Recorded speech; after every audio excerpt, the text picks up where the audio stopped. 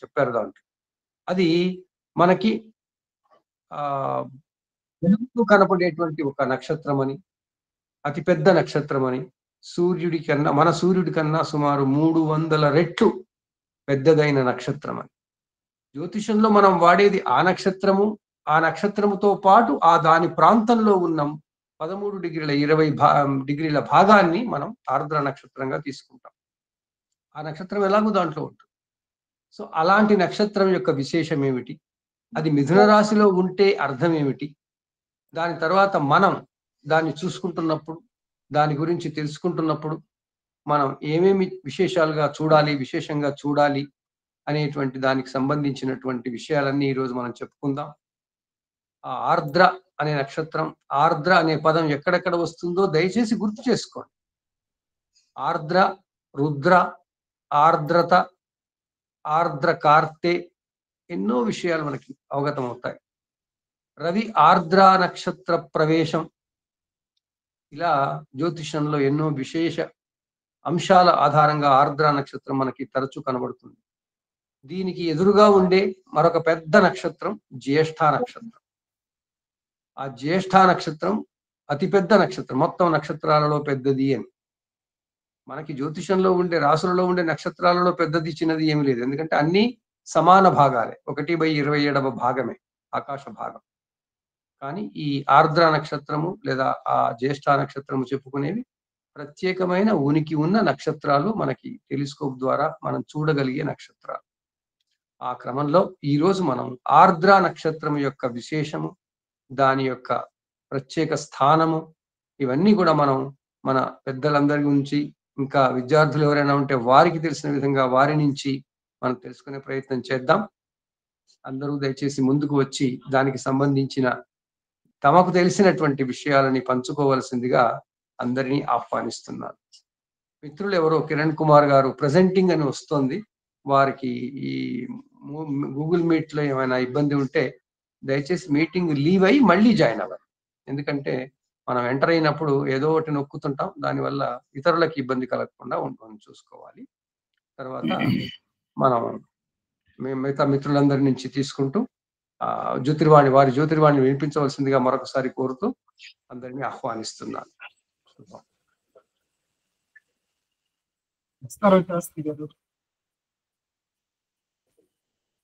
మీరెవరో Kiran Kumar is presenting అని వస్తుందండి, అందరికీ వస్తూ ఉంటుంది. దయచేసి కిరణ్ కుమార్ గారు మీరు మీటింగ్ ని వదిలి మళ్ళీ జాయిన్ అవ్వండి. చెప్పండి సార్, స్టార్ట్ చేయండి.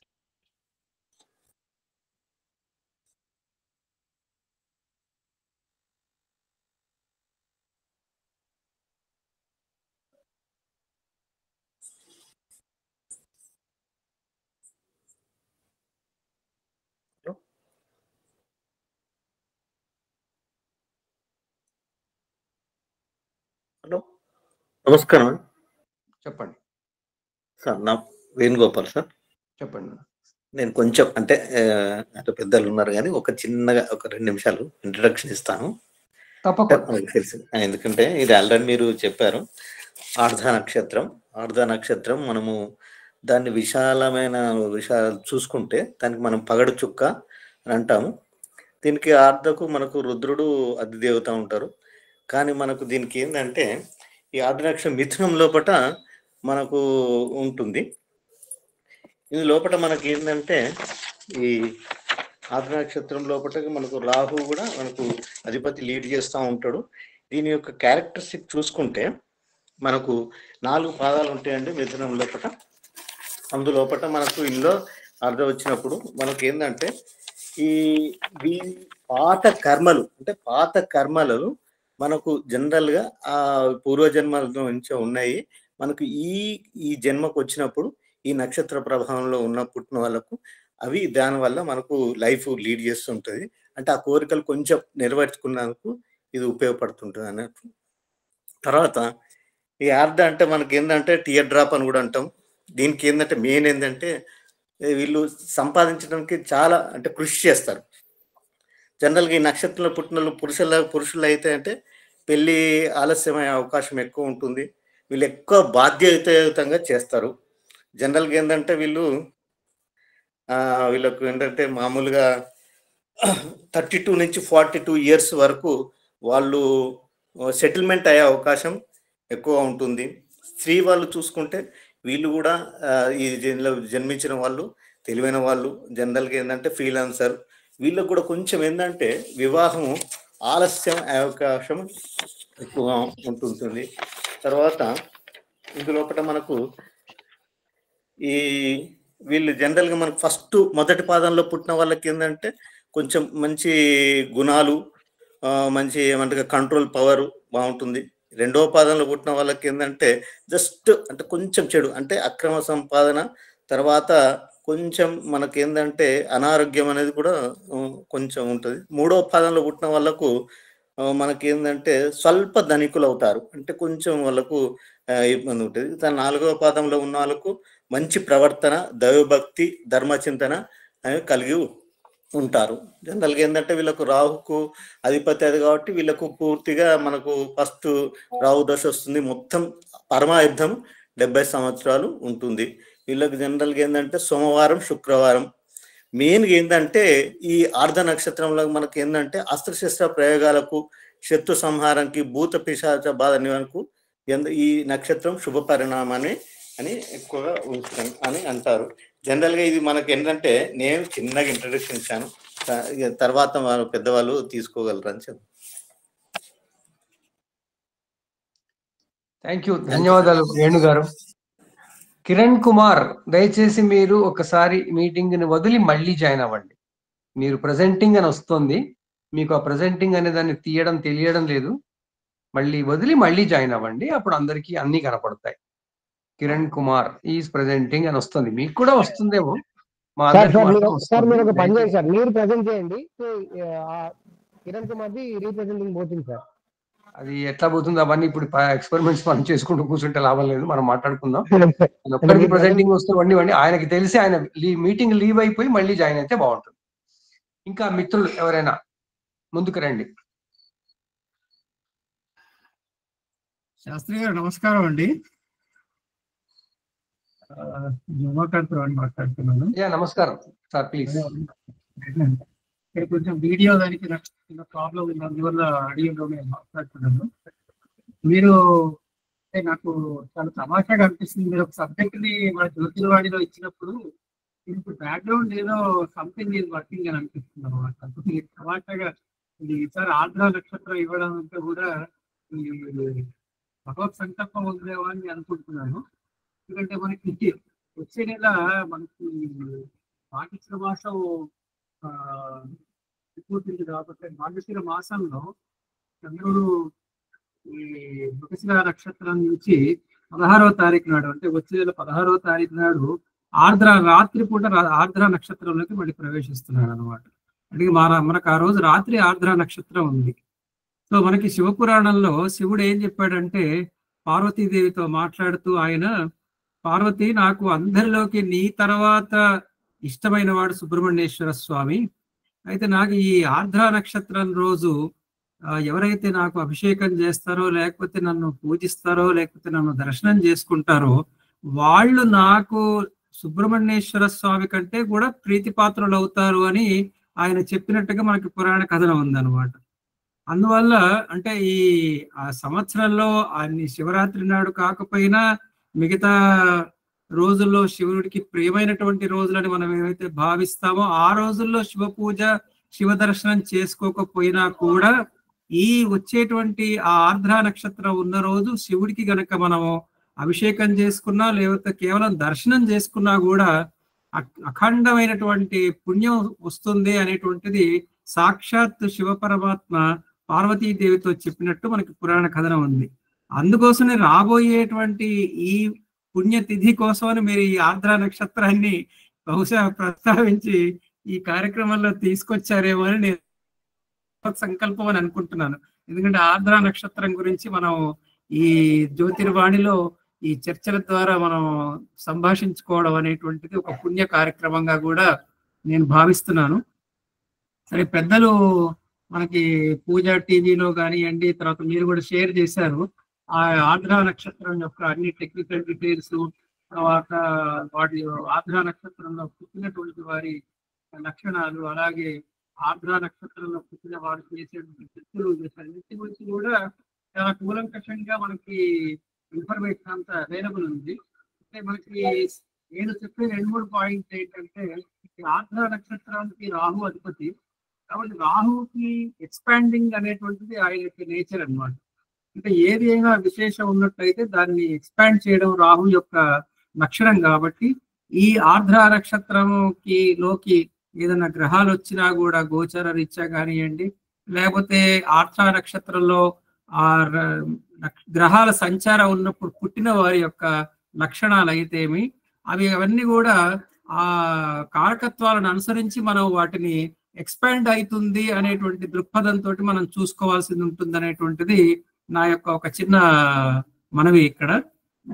అయితే సాధారణంగా రవి గనక ఈ నక్షత్రంలో ఉన్నప్పుడు పుట్టిన వాళ్ళు అయితే వాళ్ళు సహజంగా నాయకులు అవుతారు, బాధ్యతలు తీసుకునే వాళ్ళు అవుతారని, అలాగే చంద్రుడు గనక ఆర్ద్ర నక్షత్రం ఉన్నప్పుడు పుట్టినటువంటి వాళ్ళు సున్నిత స్వభావాలుగా ఉంటారని, కుటుంబ సభ్యుల్ని స్నేహితుల్ని బాగా చూసుకుంటారని, అలాగే వాళ్ళకి కొంచెం భావోద్వేగాలు కూడా ఉంటాయి అనేటువంటిది మనకి ఈ శాస్త్రం ద్వారా తెలుస్తున్నది.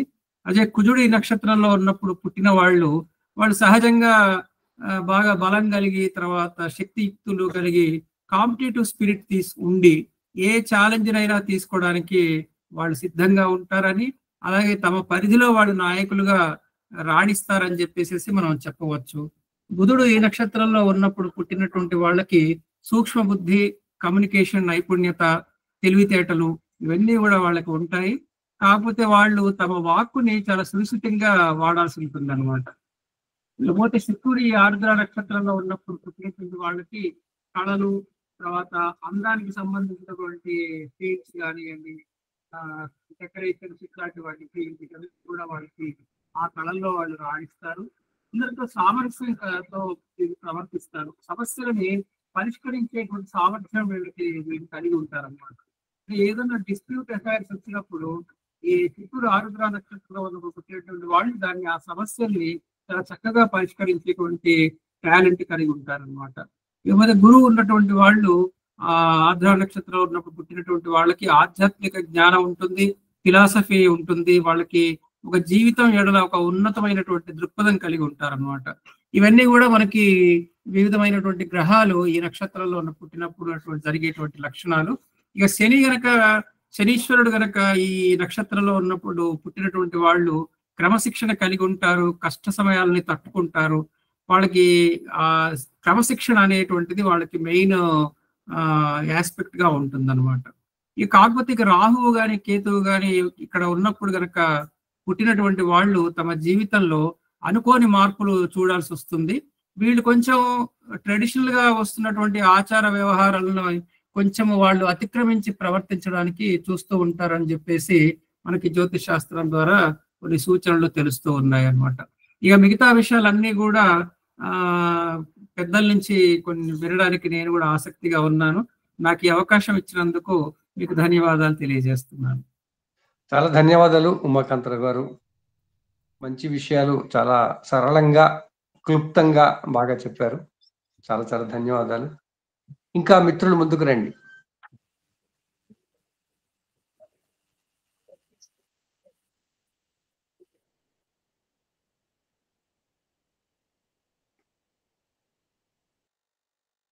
నమస్కారం గురువు గారు. ఒక చిన్న పాయింట్ గురువు గారు. ఆరుద్ర నక్షత్రము రుద్రుణ్ణి తత్వాన్ని మనం తీసుకున్నప్పుడు ఈ సృష్టిలో ప్రళయాన్ని సృష్టించడానికి రుద్రుడు అధిదేవతగా చూసుకుంటుంటాం. అంటే ప్రళయం అంటే ఒకదాన్ని ఎండి చేయడం. మరి ఎండి చేసిన ఈశ్వరుడు తిరిగి దాన్ని పునరుద్ధరిస్తాడు. అంటే ఆరుద్ర నక్షత్రాన్ని డిస్ట్రక్టివ్ నక్షత్రంగా చెప్తాం. అంటే ఏదైనా పడగొట్టడము, విధ్వంసం చేయడము. అందుకే దీంట్లో చేసే పనులు కూడా ఆయుధాలు, శస్త్రాలు ఇలాంటి వాటికి ఉపయోగించడానికని చెప్తున్నాం. అంటే ఆధునిక కాలంలో ఏదైనా ఒక నిర్మాణాన్ని తొలగించి కొత్త నిర్మాణం చేయాలన్నప్పుడు కానీ, ఒక పాత విషయాన్ని తొలగించి కొత్త చట్టాలు చేయాలన్నప్పుడు కానీ, ఒక విషయాన్ని రీజనరేట్ చేయడం అంటే తిరిగి కొత్త కోణంలో చూడాలన్నప్పుడు ఆరుద్ర నక్షత్రం ఉపయోగపడుతుందని నేను భావిస్తున్నాను. ఇది చెప్పడమే. నమస్కారం. ధన్యవాదాలు పండిరామ శర్మ గారు.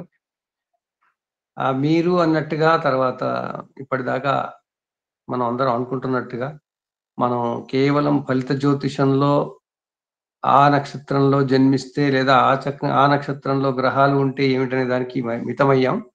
ఇంకా చాలా విషయాలు ఉన్నాయి. అన్ని విషయాలు అందరూ ఆలోచించి మరీ చెప్పి అందరిలో పరిజ్ఞానం పెంచాలని మరీ కోరుతున్నాను. ఇంకా ముందుకు రండి.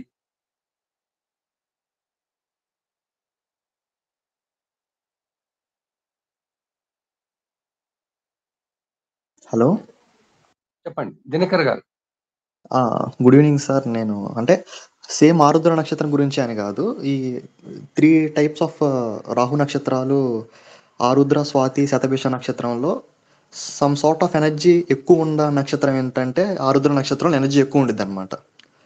అండ్ ఈ ఆరుద్ర నక్షత్రంలో పుట్టిన వాళ్ళు అర్ధకాయం మహావీరం, అంతే they act as heroic personality లాగా బిహేవ్ చేస్తూ ఉంటారు అనమాట. అంటే ఏమైనా సిచ్యువేషన్ వచ్చినప్పుడు ఫస్ట్ హీరో లాగా అటెంప్ట్ చేస్తూ ఉంటారు ఏమైనా చేయడానికి. దట్టు ఏంటంటే ఆరుద్ర నక్షత్రం, ఈ నక్షత్రంలో పుట్టిన వాళ్ళు వాళ్ళకి 100% రావాలంటే మోర్ దెన్ ఇంకో 10% ఎక్కువ వచ్చింది. దే డిజర్వ్ మోర్ అనమాట. పాస్ట్ లైఫ్లో ఆరుద్ర నక్షత్రం అంటే సంథింగ్, ఈ నక్షత్రం డెత్ అయి ఉంటే మళ్ళీ ఈ లైఫ్లో ఇదే నక్షత్రంలో పుడతారు. అంటే సంథింగ్ ఏదో ఒక కార్మిక్ రిలేషన్ వల్ల పాస్ట్ లైఫ్లో రాహు నక్షత్రం చనిపోతారు. కాబట్టి ఈ లైఫ్లో రాహు నక్షత్రం పుట్టిన వాళ్ళకి డిజర్వ్ చేసిన దానికన్నా ఇంకొంచెం ఎక్కువ లభించే అవకాశం ఎక్కువ ఉండిద్ది అనమాట. ఇంకోటి ఏంటంటే దీనికి ఆపోజిట్ కేతు, కాబట్టి సంథింగ్ పాస్ట్ లైఫ్లో ఏమన్నా అన్యాక్సిడెంట్ డెత్ అలా ఏమైనా జరిగినప్పుడు కేతు నక్షత్రంలో డెత్ అవుతారు. వాళ్ళకి ఈ లైఫ్లో లైఫ్ స్పాన్ ఎక్కువ ఉంటుంది అండ్ కొంచెం తక్కువ వస్తూ ఉంటుంది. ఇదే సార్, రాహు నక్షత్రం పుట్టిన వాళ్ళకి ఎనర్జీ ఎక్కువ ఉంటుంది, హీరోయిక్ నేచర్ ఎక్కువ ఉంటుంది, దట్ టు డిజర్వ్ మోర్ అనమాట. ఇంకంతే. Thank you sir. ధన్యవాదాలు బాబు ధనకర్ గారు. కోణం, అది ఎవరి దృక్కోణము, పర్సెప్షన్ అంటాం మనం, దాంతో మనకి ఎన్నో విషయాలు తెలుస్తుంటాయి. చాలా చాలా ధన్యవాదాలు. ఇంకా మిత్రులు ముందుకు రండి, ఇలా మంచి మంచి పాయింట్స్ చెప్పండి.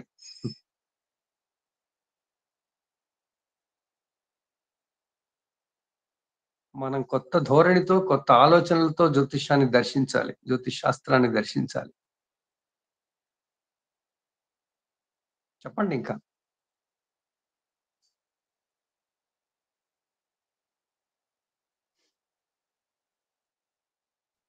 విస్తారంగా చెప్పడానికి మనకి ఎలాగో గురువు గారు ఎంవి శర్మ గారు ఉన్నారు. సార్ నేను చెప్తాను సార్ ఒక చిన్న స్టేట్మెంట్. హలో, గజానన్ గారు చెప్తారా? చెప్తాను సార్, ఒక చిన్నగా చెప్తాను, ఎక్కువ ఏం కాదు. చెప్పండి. లైన్ సార్, ఆరుద్ర నక్షత్రంలో పుట్టిన వాళ్ళకు జనరల్ గా ధైర్య సాహసాలు చాలా ఉంటాయి సార్. నేను అబ్జర్వ్ చేసింది, ధైర్య సాహసాలతో పాటు వాళ్ళు ఏదైనా సిచ్యువేషన్ వచ్చింది అంటే వాళ్ళు చాలా బాగా హ్యాండిల్ చేయగలిగే సిచ్యువేషన్ ఉంటుంది. దాంతో పాటు ఒక్కొక్కసారి వాళ్ళు ఏమవుతారు అంటే తొందరగా రియాక్ట్ అవుతారు ఏదైనా విషయానికి. అది నేను కొంచెం అబ్జర్వ్ చేశాను సార్. Thank you sir. ఇది ఓకే, మంచిదే. జ్యోతిర్వాణి ఎంత చిన్నదైనా ఎంత పెద్దదైనా అమూల్యమే. ఎంతమంది జ్యోతిర్వాణి వినిపిస్తే అంత అందరికీ ఆనందం. ఇంకా చెప్పండి.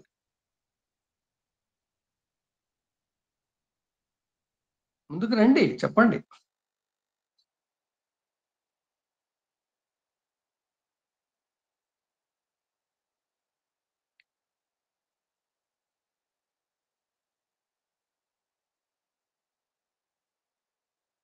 మాలతి గారు ఉన్నారో లేదో నేను గమనించట్లేదు. వీరజ గారు, మాలతి గారు ఏమైనా తమ జ్యోతిర్వాణి వినిపిస్తారేమని.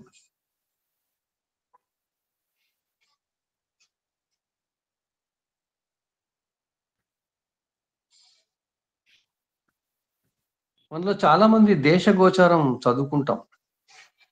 దేశగోచారంలో రాజాది నవనాయక నిర్ణయం సూత్రాలు మనకు తెలిసే ఉంటాయి. అవన్నీ కూడా సూర్యుడు ఒక రాశి ప్రవేశం చేయడం గురించి, ఆ రోజు ఏ దినం అవుతుంది, ఏ దినాధిపతి ఉంటాడు, దానికి ఆ రోజు ఏదైతే దాని ఆధారంగా మనకి రాజాది నవనాయక నిర్ణయం అవుతూ ఉంటుంది. ఇంకా తర్వాత ఉండే నాయకుల నిర్ణయాలు కూడా అవుతాయి, ఉపనాయకులవి కూడా అవుతుంటాయి. దాంట్లో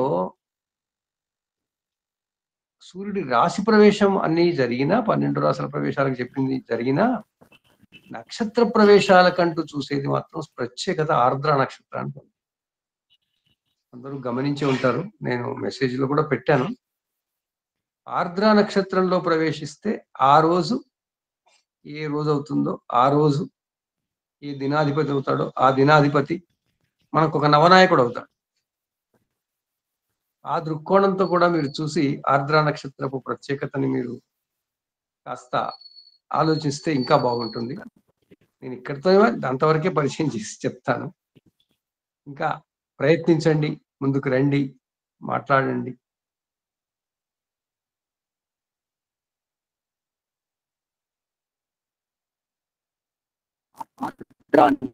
అంటే ముఖ్యంగా శ్రీనివాస్ నక్షత్రం కూడా అంటారు. ఆర్ద్ర తడి, ఆర్ద్రాం పుష్కరిణీం పుష్టిం అని లక్ష్మీదేవి స్తుతిస్తాం. అందుకే దాన్ని టియర్ డ్రాప్ అని ఇంగ్లీష్ లో అంటారు. ఆర్ద్రత అంటే ఒక రకంగా హ్యూమిడిటీ అనొచ్చు, హ్యూమిడిటీ రిలేటెడ్ వర్డ్.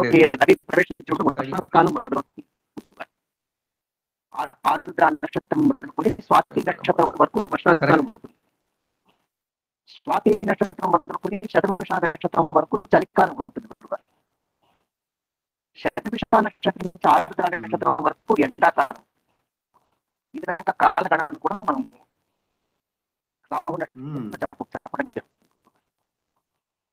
కరెక్ట్, చాలా కరెక్ట్ చెప్పారు. అవును, చూడండి థాట్స్ ఎలా వస్తున్నాయి మనకి, దాన్ని ఎలా చూసుకుంటున్నాం అనేది ఈజీగా చెప్పారు శ్రీనివాసన్ గారు. మంచి పాయింట్ క్లూ ఇచ్చారు మనకి.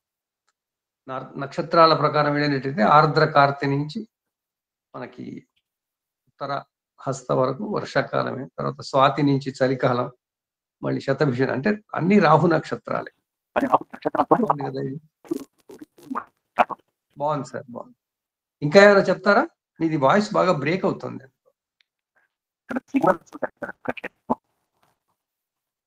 అదే అదే ప్రాబ్లం ఉన్నట్టుంది.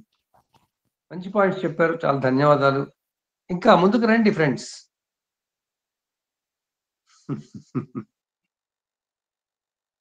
ఈ వారం ఉమాకాంతరావు గారు అన్నట్టు మరి నాకు ఎందుకు ఆ గ్రహాలు స్ఫురింపజేశాయి కానీ, మనం పోయినసారి నైధన తార చెప్పుకుందాం, ఈరోజు ఆర్ద్ర నక్షత్రం చెప్పుకుందాం అనిపించి అది వచ్చేసింది.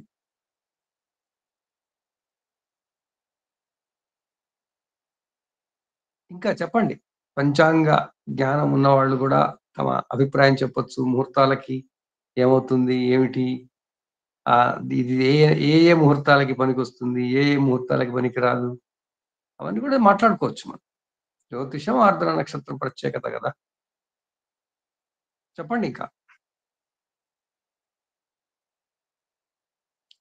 చెప్పాలి. చెప్తే మనం అందరికీ తెలుస్తుంది కదా, అడిషనల్ గా ఇన్ఫర్మేషన్. తెలిసిందైనా సమాచారం చెప్పండి, ఏం పర్వాలేదు. తెలిసిందైనా చెప్పండి, మనకి చెప్పేవాళ్ళు కావాలి. జ్యోతి వాణి కావాలి, వాణి, జ్యోతిర్వాణి.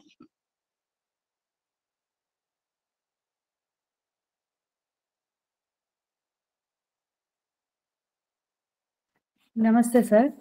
చెప్పండి అమ్మా. ఇది నేను విన్నది చెప్తున్నాను.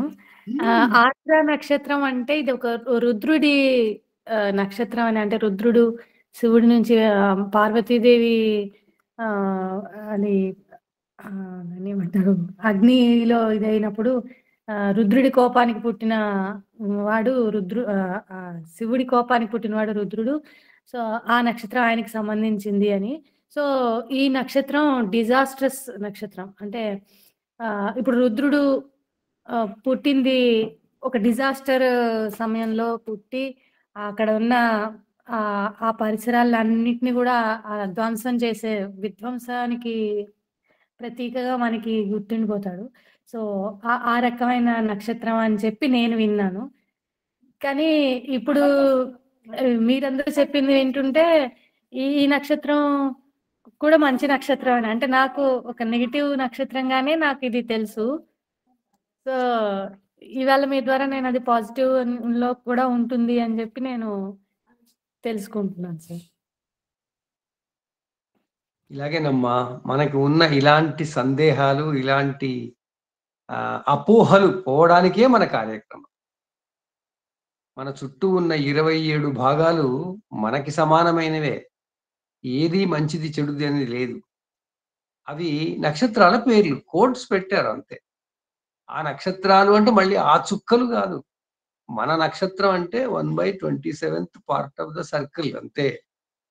అక్కడి నుంచి వస్తున్న జ్యోతిర్కాంతులన్నీ ఏమంటాం, విద్యుదయస్కాంత శక్తి తరంగాలన్నీ మన శరీరాన్ని, మన జీవితాన్ని ఎలా కంట్రోల్ చేస్తుంటాయి అనేది చెప్పుకోవడమే జ్యోతిషం. ఆ క్రమంలో మనకి మిథున రాశిలో 6:40 నుండి 20 వరకు ఉన్న 4 పాదాలు మనకి ఆర్ద్ర నక్షత్రం అని కోడ్ చేసుకున్నాం. ఆ భాగంలోనే ఆర్ద్ర అనే నక్షత్రం కూడా ఉంది. దాని పేరు బెటల్ గూజ్ అని ఇంగ్లీష్ లో. ఆ నక్షత్రం కూడా ఉంది.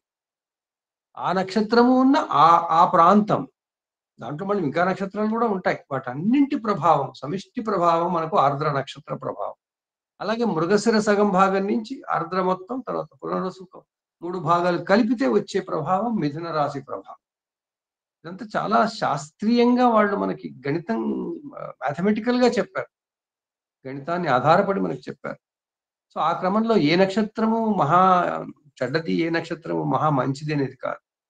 అన్ని నక్షత్రాలకు అన్ని రకములైనటువంటి కారకత్వాలు ఉంటాయి. దాంట్లో ఆర్ద్రకి చాలా ముఖ్యమైనది, ఎందుకంటే అది రుద్రుడి నక్షత్రం. మన లక్ష్మి గారు చెప్పినట్టుగా రుద్రుడిదే నక్షత్రం. రుద్రుడి నక్షత్రం, కానీ డిజాస్టర్ అలాంటివి ఏమీ లేవు, డిస్ట్రాయల్ అదంతా ఏం లేదు. ఇన్ఫాక్ట్ అది భూమి మీద సృష్టి జరగడానికి కారణమయ్యే వనరులు ఇచ్చేటువంటి నక్షత్రంగా గోచరిస్తుంది. అంటే ఆ భాగంలోంచి వచ్చే కాంతులు అక్కడికి సూర్యుడు వచ్చినప్పుడు చాలా ముఖ్యమైనది. ఇంతకుముందు మన మిత్రులు చెప్పినట్టుగా, నా శ్రీనివాసన్ గారు చెప్పినట్టుగా, అక్కడి నుంచి మనకి వర్షాకాలం సెట్ అవుతుంది. మృగశిర కార్తెలో అంటే మృగశిర ఆరంభంలో సూర్యుడు వచ్చినప్పుడు మనకి వర్షాలు మొదలవుతాయి, నైరుతి ఋతుపవనాలు మొదలవుతాయి. ఆర్ద్రలో అవి కాస్త పుంజుకుంటాయి. ఆ తర్వాత నుంచి మనకి వర్షాకాలం ఉంటుంది. ఆర్ద్ర, పునర్వసు, పుష్యమి, ఆశ్లేష, మఖ. ఆ తర్వాత పుబ్బలో కొంచెం తగ్గుతాయి, ఉత్తరలో కాస్త తగ్గుతాయి. ఆ తర్వాత హస్తలో ఇంకా కాస్త తగ్గుతాయి. ఇంకా చలి మొదలవుతుంది. స్వాతి నుంచి మళ్ళీ మనకి ఇది సౌత్ వెస్ట్ మాన్సూన్లు వస్తాయి. South east monsoon, south west monsoon, south east మాన్సూన్లు వస్తాయి. ఆ మాన్సూన్స్ వచ్చిన తర్వాత మళ్ళీ కొత్త సర్కిల్ మొదలవుతుంది. కొన్ని ముఖ్యంగా భారతదేశపు దక్షిణ ద్వీపకల్ప ప్రాంతం అంతా కూడా తుఫాన్లు అవి వచ్చే అవకాశం ఉంటుంది. ఇలా మొత్తానికి అన్ని నక్షత్రాలు మనకి ఏదోటి చేస్తుంటాయి.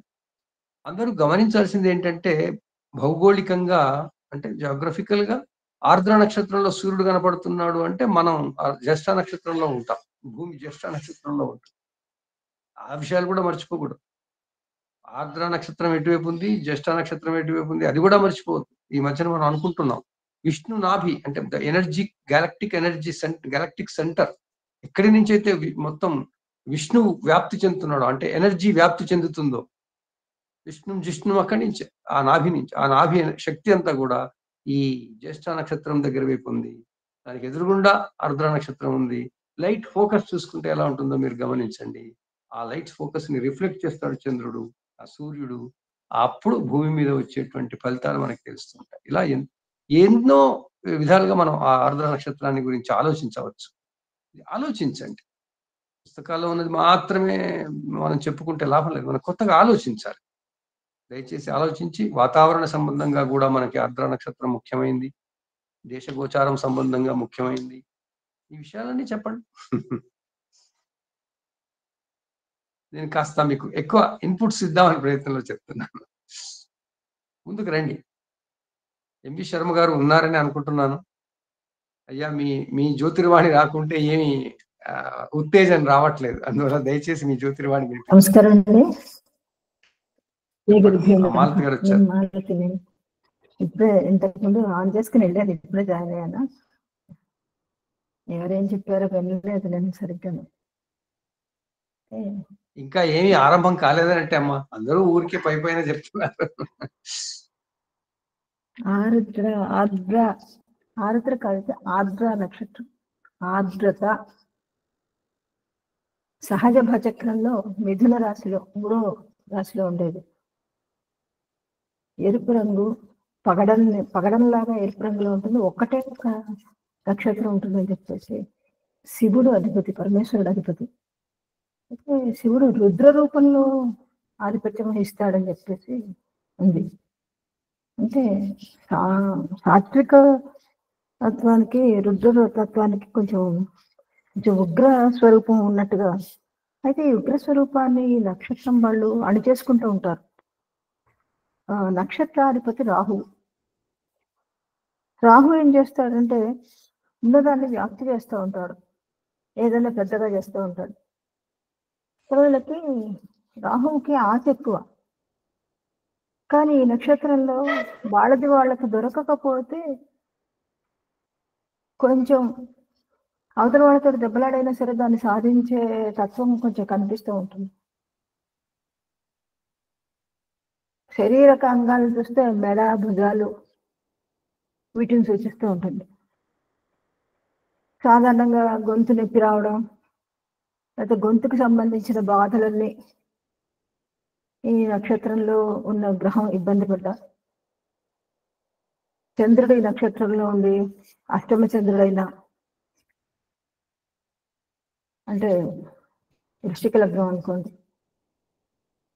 ఇబ్బందులు, గొంతుకు సంబంధించిన ఇబ్బందులు, ఊపిరితిత్తులకు సంబంధించిన ఇబ్బందులు వస్తూ ఉంటాయి.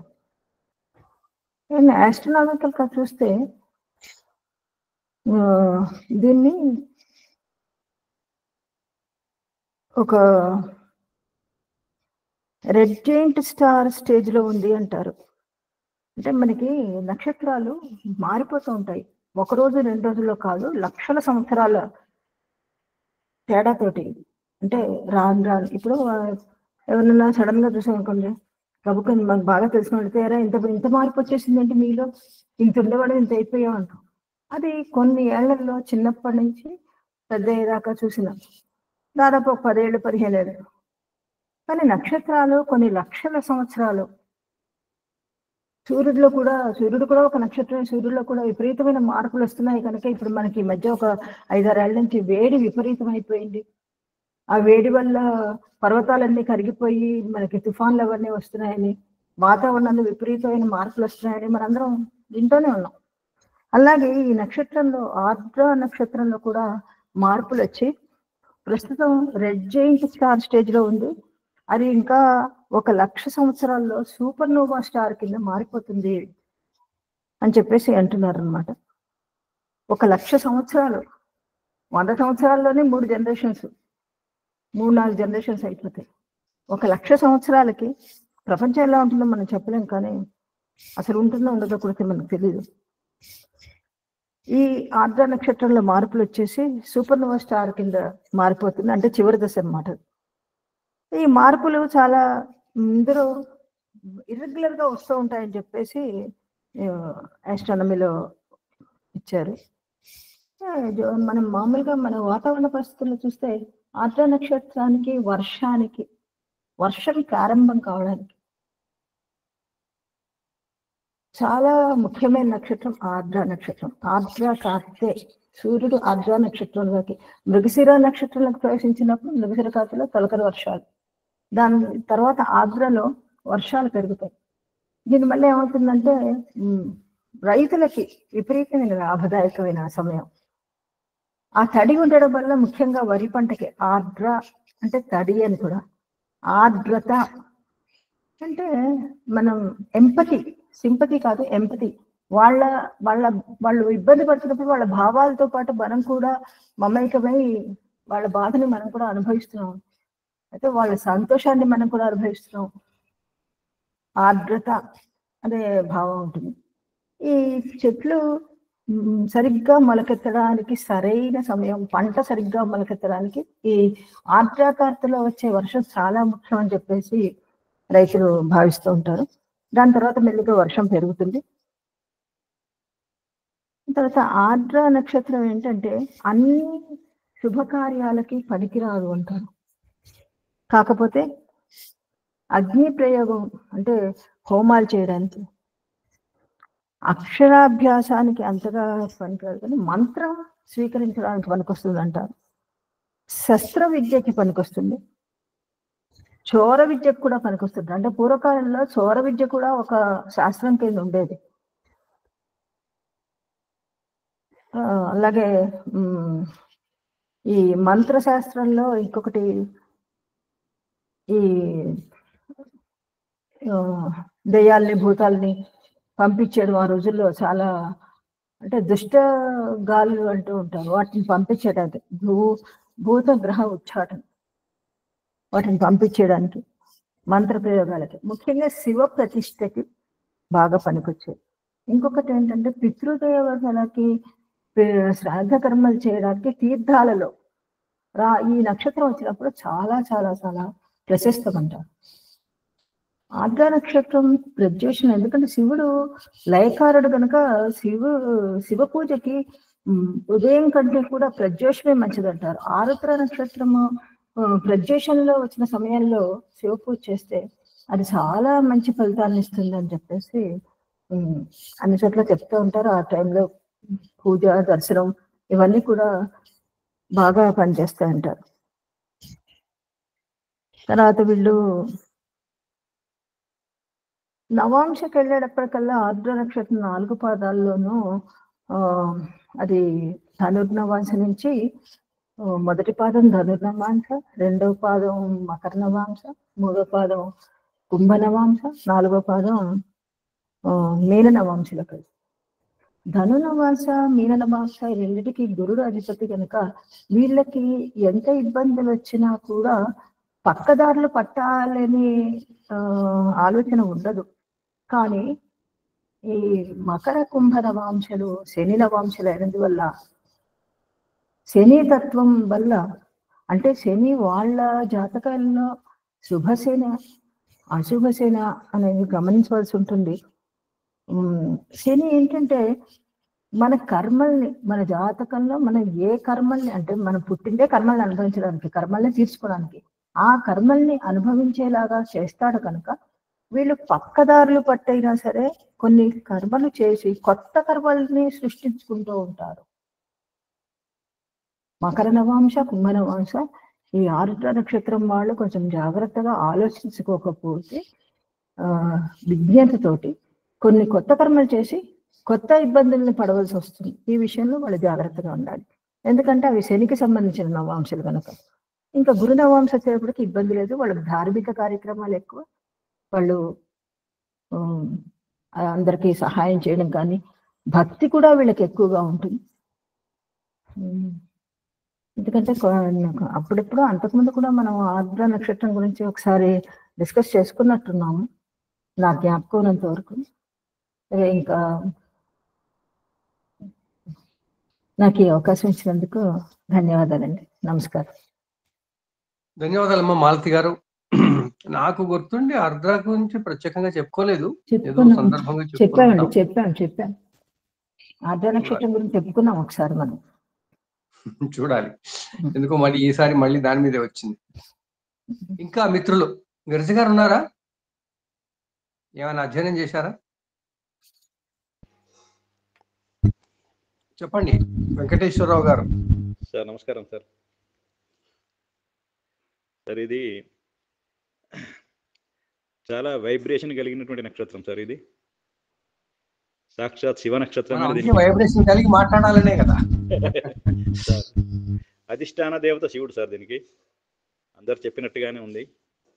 ఈ ఆరుద్ర నక్షత్రము మాణిక్యవాత్ అంటారు దీన్ని. ఇది మనుష్య గణానికి చెందినటువంటిది. ఇందులో జన్మించిన వారు ఎక్కువగా నెగిటివ్కి ఎక్కువ అట్రాక్ట్ అయ్యే అవకాశం ఎక్కువ ఉంది సార్. వీళ్ళ జీవితం లోపల దుఃఖంను ఎక్కువగా భరించాల్సి ఉంటుంది. ఇది ఎట్లా అంటే క్రౌంచ పక్షి లాంటి లక్షణాలు ఉంటాయి సార్ వీళ్ళకు. ఈ క్రౌంచ పక్షి ఏం చేస్తుంటే కింద పడ్డ నీటిని తాగదు. ఆకాశంలో వర్షం పడుతుంటే అని నోరు తెరిచి ఆ వర్షం నీటిని తాగే అవకాశాలు ఎక్కువ ఉంటాయి. లేకపోతే ఇది ఆకుల మీద చినుకులను తాగుతుంది, నీటిని తాగుతుంది. భూమికి తగినటువంటి నీటిని అసలు ముట్టదు సార్. ఇది ఈ ఆరుద్ర నక్షత్రానికి సెల్ఫ్ రెస్పెక్ట్ ఎక్కువ ఉంటుంది, కోపం కూడా కొంచెం ఎక్కువనే ఉంటుంది సార్. అందుకే దీనికి ఇంకొక పేరు ప్రచండ నక్షత్రం అని కూడా అంటాం సార్. ఇది ఈ 1వ పాదంలో పుట్టిన వాళ్ళకు జాలి, దయ, కరుణ ఇవి కొంచెం ఎక్కువ ఉంటాయి. ఎవరికైనా ఏదైనా జరిగితే సహాయం చేద్దామనేటువంటి ఆలోచన ఉంటుంది సార్. ఇది ఇక 2వ పాదం లోపల పుట్టిన వాళ్ళకు కొంచెం చోరత్వం చేయడం కొద్ది ఇష్టం ఉంటుంది. వీరు ఎక్కువగా వాళ్ళని మాట్లాడరు, అందరినీ అబ్జర్వేషన్ చేస్తారు, మంచి తెలివితేటలు కలిగి ఉంటాయి సార్ వీళ్ళకు. ఇక 3వ పాదం వాళ్ళకు ఎంత కష్టపడ్డా డబ్బులు రావు, అక్కడనే ఉంటారు. ఈ నక్షత్రం లోపల ఈ 3వ పాదం లోపల పాజిటివ్ ఎన్ని ఉన్నాయో నెగిటివ్ అంతకంటే ఎక్కువ ఉన్నాయి. వీళ్ళకు సినిమా ఇండస్ట్రీ వీళ్ళకి కొంచెం కలిసి వచ్చే అవకాశం ఉంది. గొప్ప గొప్ప నాయకులు కూడా ఈ ఆరుద్ర నక్షత్రంలో జన్మించిన వారు ఉన్నారు. నాట్య కౌశల్యత, సంగీత కౌశల్యత వీరికి కొంత అబ్బే అవకాశం ఉంది. ఇంకా సార్ మార్షల్ ఆర్ట్స్ లోపల కూడా కొంచెం వీళ్ళకు నైపుణ్యత ఉంటుంది సార్. 4వ పాదం వారు కొంచెము నెమ్మదిగా ఉంటారు, యోగులయ్యే అవకాశం ఎక్కువ ఉంటుంది. ధ్యానము, యోగ చేసుకోవడం లోపల ప్రశాంతంగా ఉండడానికి వీరు ఎక్కువ ఇష్టపడతారు. వీళ్ళని ఎక్కువ డిస్టర్బెన్స్ ఎవరు చేయొద్దు. ఎవరైనా డిస్టర్బెన్స్ చేస్తే కొంచెం కోపించుకునే అవకాశం ఎక్కువ ఉంటుంది. వీరు కొద్దిగా యోగులయ్యే అవకాశం ఎక్కువ ఉంది సార్. అఘోరీలు అట్లాంటి వాళ్ళు కొద్దిగా ఈ 4వ పాదం వాళ్ళకి సంబంధించినటువంటి వారని నేను అనుకుంటున్నాను. కొద్దిగా వీళ్ళు ధనవంతులైనా కానీ సార్ కొంచెం వైరాగ్యంగానే ఎక్కువ ఉంటారు. అంటే ఎంత బంగారం ఉన్నా కానీ ఏదేసుకోరు. వీళ్ళు ఎక్కువ శివధ్యానం, శివసూస్త్రం, శివ తాండవ సూస్త్రం ఇవి కొద్దిగా పట్టించుకుంటే సార్ బాగా ఉంటుందని నా యొక్క తెలిసిన సార్ అని చెప్పాను సార్. Thank you sir. ధన్యవాదాలండి. కాస్త ఈరోజు అందరూ మిత్రులు కాస్త ముందుకు వచ్చి చెప్తున్నారు, అది ఆ రుద్రుడి కరుణా కటాక్షం ఉన్నట్టుంది. ఇంకా ముందుకు చెప్పండి. Thank you sir. Thank you. ఇంకా ముందుకు రండి.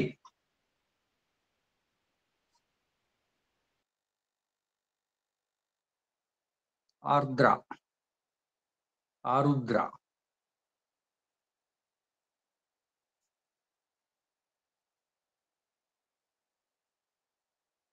చెప్పండి ఏదో ఒకటి.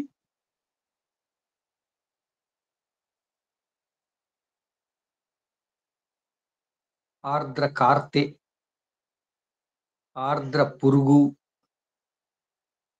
వీటికి సంబంధించిన కూడా చెప్పచ్చు. ఆర్ద్ర పురుగు యాక్చువల్గా నేను ఈరోజు ఇంకా ఇన్ఫర్మేషన్ పంచుకుందాం అనుకుంటే వీలవ్వలేదు. ఆర్ద్ర పురుగు ఎంతమంది చూస్తారో కానీ చాలా అతి సుందరంగా ఉంటుంది. దానికి ఆర్ద్ర పురుగు అని ఎందుకన్నారు కూడా చెప్పాలి. మరి వింటర్ లో వర్షాకాలంలో వస్తున్నది ఎర్రగా ఉంటుంది పగడంలాగానే. ఈ నక్షత్రానికి ప్రత్యేకత దాన్ని ఆర్ద్ర అని తీసుకుంది. అది పట్టులాగా ఎర్రగా ఉంటుంది, చీకట్లోనే కనిపిస్తూ ఉంటుంది మెరుస్తూ. ఇంకా చెప్పండి మిత్రులారా, మీ జ్యోతిర్వాణి వినిపించండి. ఆర్ద్ర నక్షత్రం. రామాగారు చెప్పండి సార్. నమస్కారం. నేను వాతావరణ సూచనలో ఎక్కువ కాలం గడుపుతంలో ఈ కార్తెలు వాటి ప్రతి సంవత్సరానికి కార్తెల్లో ఎందుకంటే అది మనకి సుమారుగా 15 రోజులు. ఈ 15 రోజుల్లో కూడా ముందర మనకి ఈ ఆరుద్ర కార్తె వచ్చే ముందర మే 25 నుంచి జూన్ 7 వరకు రోహిణి కార్తె అండి, బాగా వేడిగా ఉంటుంది. ఈ ఆరుద్ర అనేది మనకి ఆరుద్రం అసలు అంటే ఒక విధమైన చేంజ్ ఓవర్ మైండ్ అండి, చేంజ్ ఓవర్ సిచ్యుయేషన్. మనం కనుక చూసామనుకోండి, మే 25 నుంచి జూన్ 8 వరకు రోహిణి కార్తె, తర్వాత మృగశిర వస్తుంది. ఇప్పుడు సూర్యుడు మృగశిర నక్షత్రంలో ఉన్నప్పుడు ప్రవేశించిన రోజు నుండి మృగశిర కార్తె. అలాగే ఈ కార్తెలో వివిధ రాష్ట్రాలకి నైరుతి ఋతుపవనాలు స్ప్రెడ్ ఓవర్ అవుతాయండి. ఈ ఆరుద్ర నుంచి అంటే ఏంటనమాట, జూన్ 22 మృగశిర కార్తె అని అంటారు. తర్వాత ఈ కార్తెల ముందర ఆరుద్ర దీనిలో చేంజ్ ఓవర్. ఏం చేంజ్ ఓవర్ అంటే పీక్ సమ్మర్ నుంచి గ్రాడ్యువల్గా చేంజ్ ఓవర్ అవుతూ మనం సౌత్ వెస్ట్ మాన్సూన్లోకి వెళ్తాం, వర్ష ఋతువులోకి వెళ్తాం. ఈ వర్ష ఋతువు కోసం అసలు ఎలా ఉంటుంది, అది సంవత్సరం యొక్క ఫలితాలకి దోహదం అవుతుంది. ఈ సీజన్లో ఈ ఆరుద్ర కార్తెలో అంతకు ముందే ఉన్న బాగా వేడిగా ఉన్నా కూడా ఇప్పుడు మృగశిర తర్వాత ఈ ఆరుద్ర నుంచి తర్వాత పునర్వసు రావటంలో ఈ ఆరుద్రలో ఏం జరుగుతుంటే సార్, మాన్సూన్ ఆన్సెట్ అవటం జూన్ 22వ తారీఖుకి, అది జూన్ 1కి మనకు కేరళకు వస్తుందండి ఇది మాన్సూన్ కెరటం. ఆ తర్వాత ఇంక జూన్ 22 ఆ ప్రాంతాలకి మన ఇండియాకి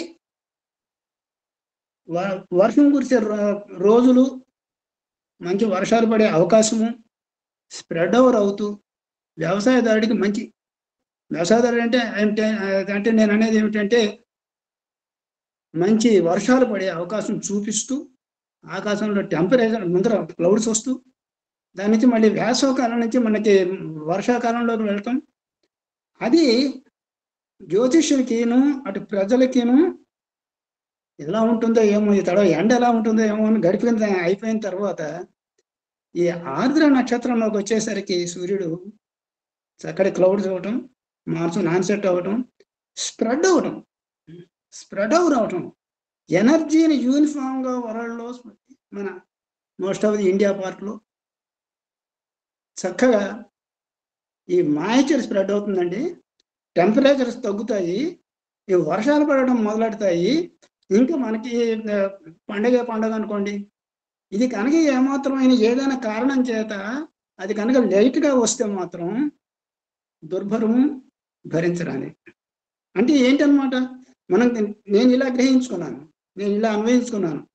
ఈ ఆర్ద్ర కార్తెలో ఆ మబ్బులు రాకపోయినా లేదా వర్షాలు పడడం మొదలు పెట్టకపోయినా చూడండి, అప్పటిదాకా వేడిగా ఉన్నదే ఇంకా కంటిన్యూ అవుతూ ఉంటే ఇంకెన్నాళ్ళండి ఈ వేసవికాలం, ఎప్పుడు వస్తుందండి వానలు? అంతటి ఆర్ద్రనాదంతో ప్రజలందరూ ఎదురు చూస్తూ ఉండగా సూర్యుడు ఈ ఆర్ద్ర నక్షత్రంలోకి వచ్చిన తర్వాత, ఆర్ద్ర కార్తె మొదలైన తర్వాత, అదండి దీనికి శుభ సూచకంగా మనకి చాలా మేలు చేస్తుందేమో అని అనిపిస్తూ ఉంటుంది. కానీ కంగారు ఉంటుంది, మొదట్లో కంగారు ఉంటుంది. నేను గమనించానండి, ఈ ఆర్ద్ర నక్షత్రం వచ్చిన తర్వాత అప్పుడు పనులు ఏమన్నా జరుగుతున్నప్పుడు కూడా కొంచెం గజిబిజిగా ఉన్నా ఏంటో చేంజ్ ఓవర్ అవసరం అని అనిపిస్తూ ఉంటుంది. ఆరోగ్యరీత్యానండి, తర్వాత ఇంకా సిరి సంపదలనండి, ఇంకేమైనానండి. ఇది ఈ అందులో శివుడు వీరికి అధిష్టాన దేవత చాలా ప్రశాంతతను, చివరికి రిజల్ట్ మాత్రం చాలా ప్రశాంతంగా ఉంటుంది. అలాంటి కార్తెని మనం అభినందిస్తూ ఎప్పుడు ఆహ్వానిస్తాము. ప్రజలకు కావలసిన వర్ష ఋతువు వస్తున్న తర్వాత, అందుకని శుభ సూచకము. కాబట్టి ఒక విధంగా చూస్తూ ఉంటే కొంచెం గడిబిడి చేసిన మనసుని కొంచెం ఆందోళన పరిచిన తర్వాత భగవంతుడి దయ వలన శివుడు మన అనండి చక్కగా ఆరోగ్యరీత్యా కానీ ప్రజలకి ఆహారం కావాల్సిన ఆహారం తయారవడానికి కానీ దోహదం చేస్తూ చాలా మేలు చేస్తున్నది. ఇది ఫోర్కాస్టింగ్ కూడా, వెదర్ ఫోర్కాస్టింగ్ కూడా చాలా ఉపయోగపడుతూ ఉంటుంది. ఇలాగ నేను కొరలేట్ చేసుకుని చూసిన తర్వాత సార్, ఆరుద్ర తర్వాత పునర్వసు, జూలై, స్ప్రెడ్ ఓవర్ అంటే ఆల్ ఓవర్ ఇండియానండి. మనకి జూన్ 1వ తారీఖున అప్పుడు ఏంటనమాట, మనకి కేరళ టచ్ అవుతుంది. ఏమిటి టచ్ అవుతుందంటే ఒక ట్రఫ్ లాంటిది మాయిశ్చర్ తీసుకొస్తుంది. ఆ మాయిశ్చర్ తోటి గాళ్ళు మారుతాయి, గాలి దిశ మారుతుంది. అప్పటిదాకా ఉన్నది. అప్పుడు ఈ గాలితోటి మళ్ళీ గాళ్ళు వస్తూ ఆ గాలితో ఈ మాయిశ్చర్ రావడం కొంచెం క్లౌడ్స్ పడి టెంపరేచర్ తగ్గుతూ మళ్ళీ ఇంకా వేరే చక్కగా మనం అంటే మాన్సూన్ ట్రఫ్ అంటారండి దీన్ని. మా ఇంగ్లీష్లో మిథిలాజీ వాళ్ళు మాన్సూన్ ట్రఫ్ అంటే ఏంటంటే అది ఒక రెయిన్ బెల్ట్, ఆ రెయిన్ బెల్ట్ ని ఆధారంగా చేసుకుని చక్కగా ఈ కొండలు దాటుకుంటూ ఈ నదులు అన్ని దాటుకుంటూ చక్కగాను ముందర ఏమంటే ఇంకోటి కూడా ఉంది ఇక్కడ. ఈ ఎప్పుడైతే ఈక్వేటర్ దాటి అది ఎక్కడో తెలుసు అసలు ఈ ఆరిజిన్ దక్షిణ ధ్రువం అంటే సదర్న్ హెమిస్ఫియర్ లో అక్కడ పుడతాయండి ఈ గాలులు. అక్కడి నుంచి క్రమేపీ వస్తూ కేరళకు వస్తాయి అన్నమాట. ఆ కేరళకు వచ్చేసరికి జూన్ 1వ తారీఖున వస్తూ ఉంటుంది. అప్పుడు దాకా మళ్ళీ వేసవకాలం ఉంటుంది. ఈ వేసవకాలం రిప్లేస్ చేసి మనకు మంచి వర్షాకాలం వచ్చేందుకు ఈ రఫ్ను తీసుకొచ్చి అది క్రమేపీ పైకి అంటే మనకి కన్యాకుమారి దాటిన తర్వాతే ఇంకా కేరళ అట్టిపోయి దాటుకుంటూ అది అంచెలంచెలుగా ముందర తర్వాత మళ్ళీ అదేంటండి మన పైన క్రమేపీ లాటిట్యూడ్ దాటుకుంటూ పైకి వెళ్తూ అలా దేశం అంతా స్ప్రెడ్ ఓవర్ అయ్యి వానలు పడుతూ వ్యవసాయదాడి ఇత్తులు చల్లుకొని చక్కగా మళ్ళీ వ్యవసాయం మొదలెట్టేటట్టు చేసేది కూడా ఇది. అలాగా పైకి వెళ్ళి మళ్ళీ దానిలో కూడా అండి థండర్ స్టార్మ్స్ వస్తాయి, యూనిఫామ్గా వస్తాయి చక్కగాను. అవి మనకి అంత ఇబ్బంది పెట్టవు, అంతే అవి రాకపోతేనేమో వాన పడదు. అంటే అటు ఇబ్బందులు ఉన్నా కూడా పర్వాలేదు, ఆ ఇబ్బందులు మనం ఎలాగో నెట్టుకుంటే కానీ వాన లేదు మనం బతకలేమురా అని అనుకుంటూ అది చేసేదే ఈ ఆర్ద్రకాలం. ఒక ఇండికేషన్ అలా పొరపాటున అలా చేసుకుంటూ హిమాచల్ ప్రదేశ్ దాకా వెళ్ళి కాశ్మీరు అవన్నీ టచ్ అయిన తర్వాత మనకి దేశం అంతటా వర్షాదిస్తూ వస్తూ ఉంటుందండి. ఈ ఆర్ద్రకాత్ర మనం అనుకునే ఆర్ద్రకాత్ర ఒక 15 రోజుల్లో చాలా మార్పులు జరుగుతాయి, అభినందనీయం. అది శుభసూచకంగా చక్కగా అందరికీ ఉపయోగపడుతుంది, ప్రపంచానికి ఉపయోగపడుతుంది. అలాంటి ఆర్ద్రకాత్రని కంగారేమీ లేకుండా ఇబ్బందులు ఉంటాయి, మొదట్లో ఇబ్బందులు ఉంటాయి, అది సెట్ అయ్యే వరకు. సెట్ అయిన తర్వాత మాత్రం బ్రహ్మాండంగా సెట్ అవుతుంది, అందరూ హ్యాపీగా ఉంటారు అని నా అభిప్రాయం. ఈ 2 మొక్కలు చెబుదామని నాకు ఈ అవకాశం ఇచ్చిన మా సోమనాథ శాస్త్రి గారికి కూడా నమస్కరిస్తూ సెలవు తీసుకుంటున్నాను.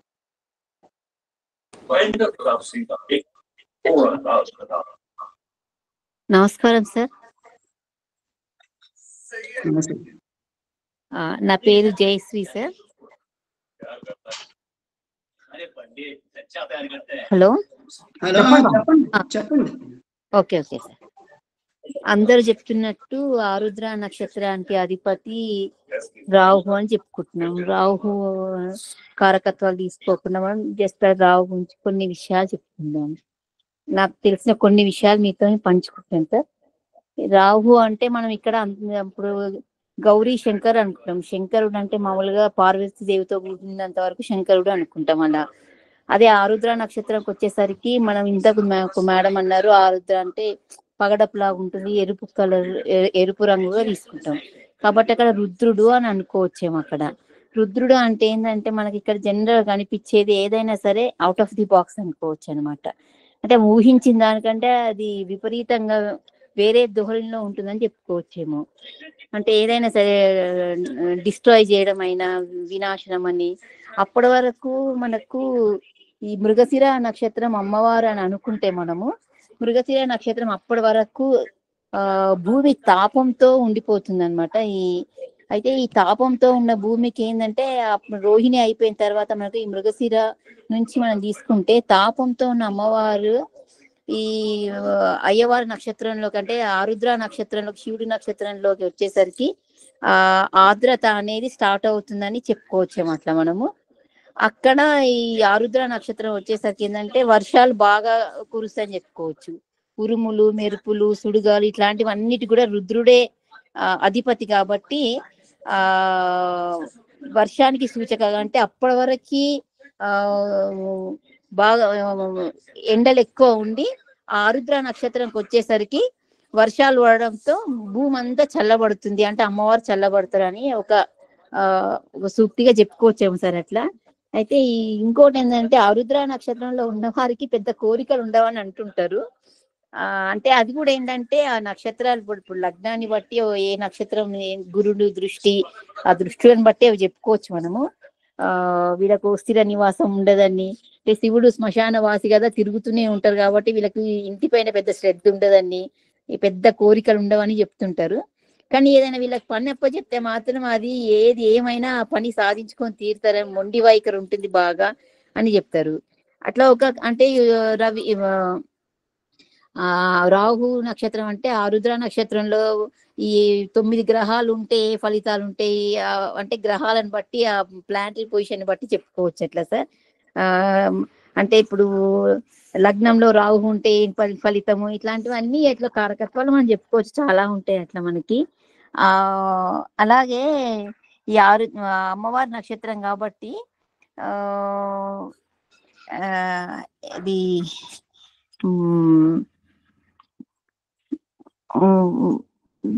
పెద్ద కోరికలు లేవనుకున్నాం కదా సార్. కానీ జాబ్ లో మాత్రం ఈయన జాబ్ చేస్తున్నప్పుడు ఇట్లాంటివి అంటే ఒక వృత్తిలో ఉన్నప్పుడు అక్కడ పేరు కావాలని కోరుకుంటారు సార్. అయితే వీళ్ళకి స్థిర నివాసం అట్లా ఉండకపోయినా ఏంటంటే ఏదైనా ఒక వృత్తి చేస్తున్నప్పుడు, ఏదైనా పని చేస్తున్నప్పుడు ఆ పనిలో ఏంటంటే తనకు ఒక నేమ్ రావాలని ఆశిస్తుంటారు సార్. అట్లాగే ఆరుద్ర అంటే రాహు నక్షత్రానికి 3వ ఇంట్లో సంబంధం పెడితే బ్రదర్స్ తో అంటే గురుడు దృష్టి ఉంటే పర్వాలేదు, గురు దృష్టి లేకపోతే ఏంటంటే బ్రదర్స్ తో ప్రాబ్లం ఉండడం, 4th house లో మదర్స్ తో అట్లా రాహు నక్షత్రంలో కుజుడు ఉంటే కూడా ఇంకేం లేదు, ఖండనే అని చెప్తూ ఉంటారు సార్. ఇట్లా అంటే ఏదైనా సరే ఖండించడం. ఇప్పుడు మనకు పురాణాల్లో కూడా ఒక స్టోరీ ఉంటుంది, బ్రహ్మ తలని 5వ తలని శివుడు ఖండించాడని చెప్పేసి. అంటే వెనక ముందు ఏం ఆలోచించకుండా ఈయన తత్వం ఏంటంటే ఆయనకి ఇది కరెక్ట్ కాదు అనిపిస్తే రాహు నక్షత్రంలో ఉన్న వారికి ఖండనే, ఇంకా వేరే సెకండ్ థాట్ లేకుండా ఖండించడమే చేస్తారు అని చెప్పేసి ఇట్లా మామూలుగా వాళ్ళ ఫలిత జ్యోతిష్యం చెప్తున్నప్పుడు మనము ఇలాంటివన్నీ గమనించుకొని చెప్తూ ఉంటే బాగుంటదేమో అని ఒక ఆలోచన సార్. చాలా చెప్పాలనే ఉంది కానీ చెప్పడానికి వేరే వాళ్ళకు టైం ఇద్దామని సార్. Thank you. చాలా బాగా చెప్పారండి. ఈ వేసవి కాలం నుంచి వర్ష ఋతువులకి వెళ్ళే ముందర వచ్చే ఆ చేంజ్ ఓవర్ చూసారా, దాన్ని చక్కగా మీరు భూమి చల్లబడుతుంది, వాతావరణం చల్లబడుతుంది, ప్రజలందరూ శుభదాయకంగా ఇంకా సంతోషానికి మార్గంకే వెళ్తున్నారు అన్నాడు బట్టి ఎదురు చూస్తున్న దానికోసం అది జరుగుతుందన్న సంతోషం కనబడుతుంది. అది చాలా బాగా చెప్పారు. ధన్యవాదాలండి. ధన్యవాదాలమ్మా జయశ్రీ గారు, మంచి విషయాలు చెప్పారు. మీ ఆలోచన ప్రకారం బాగుంది. ఇంకా ముందుకు రండి.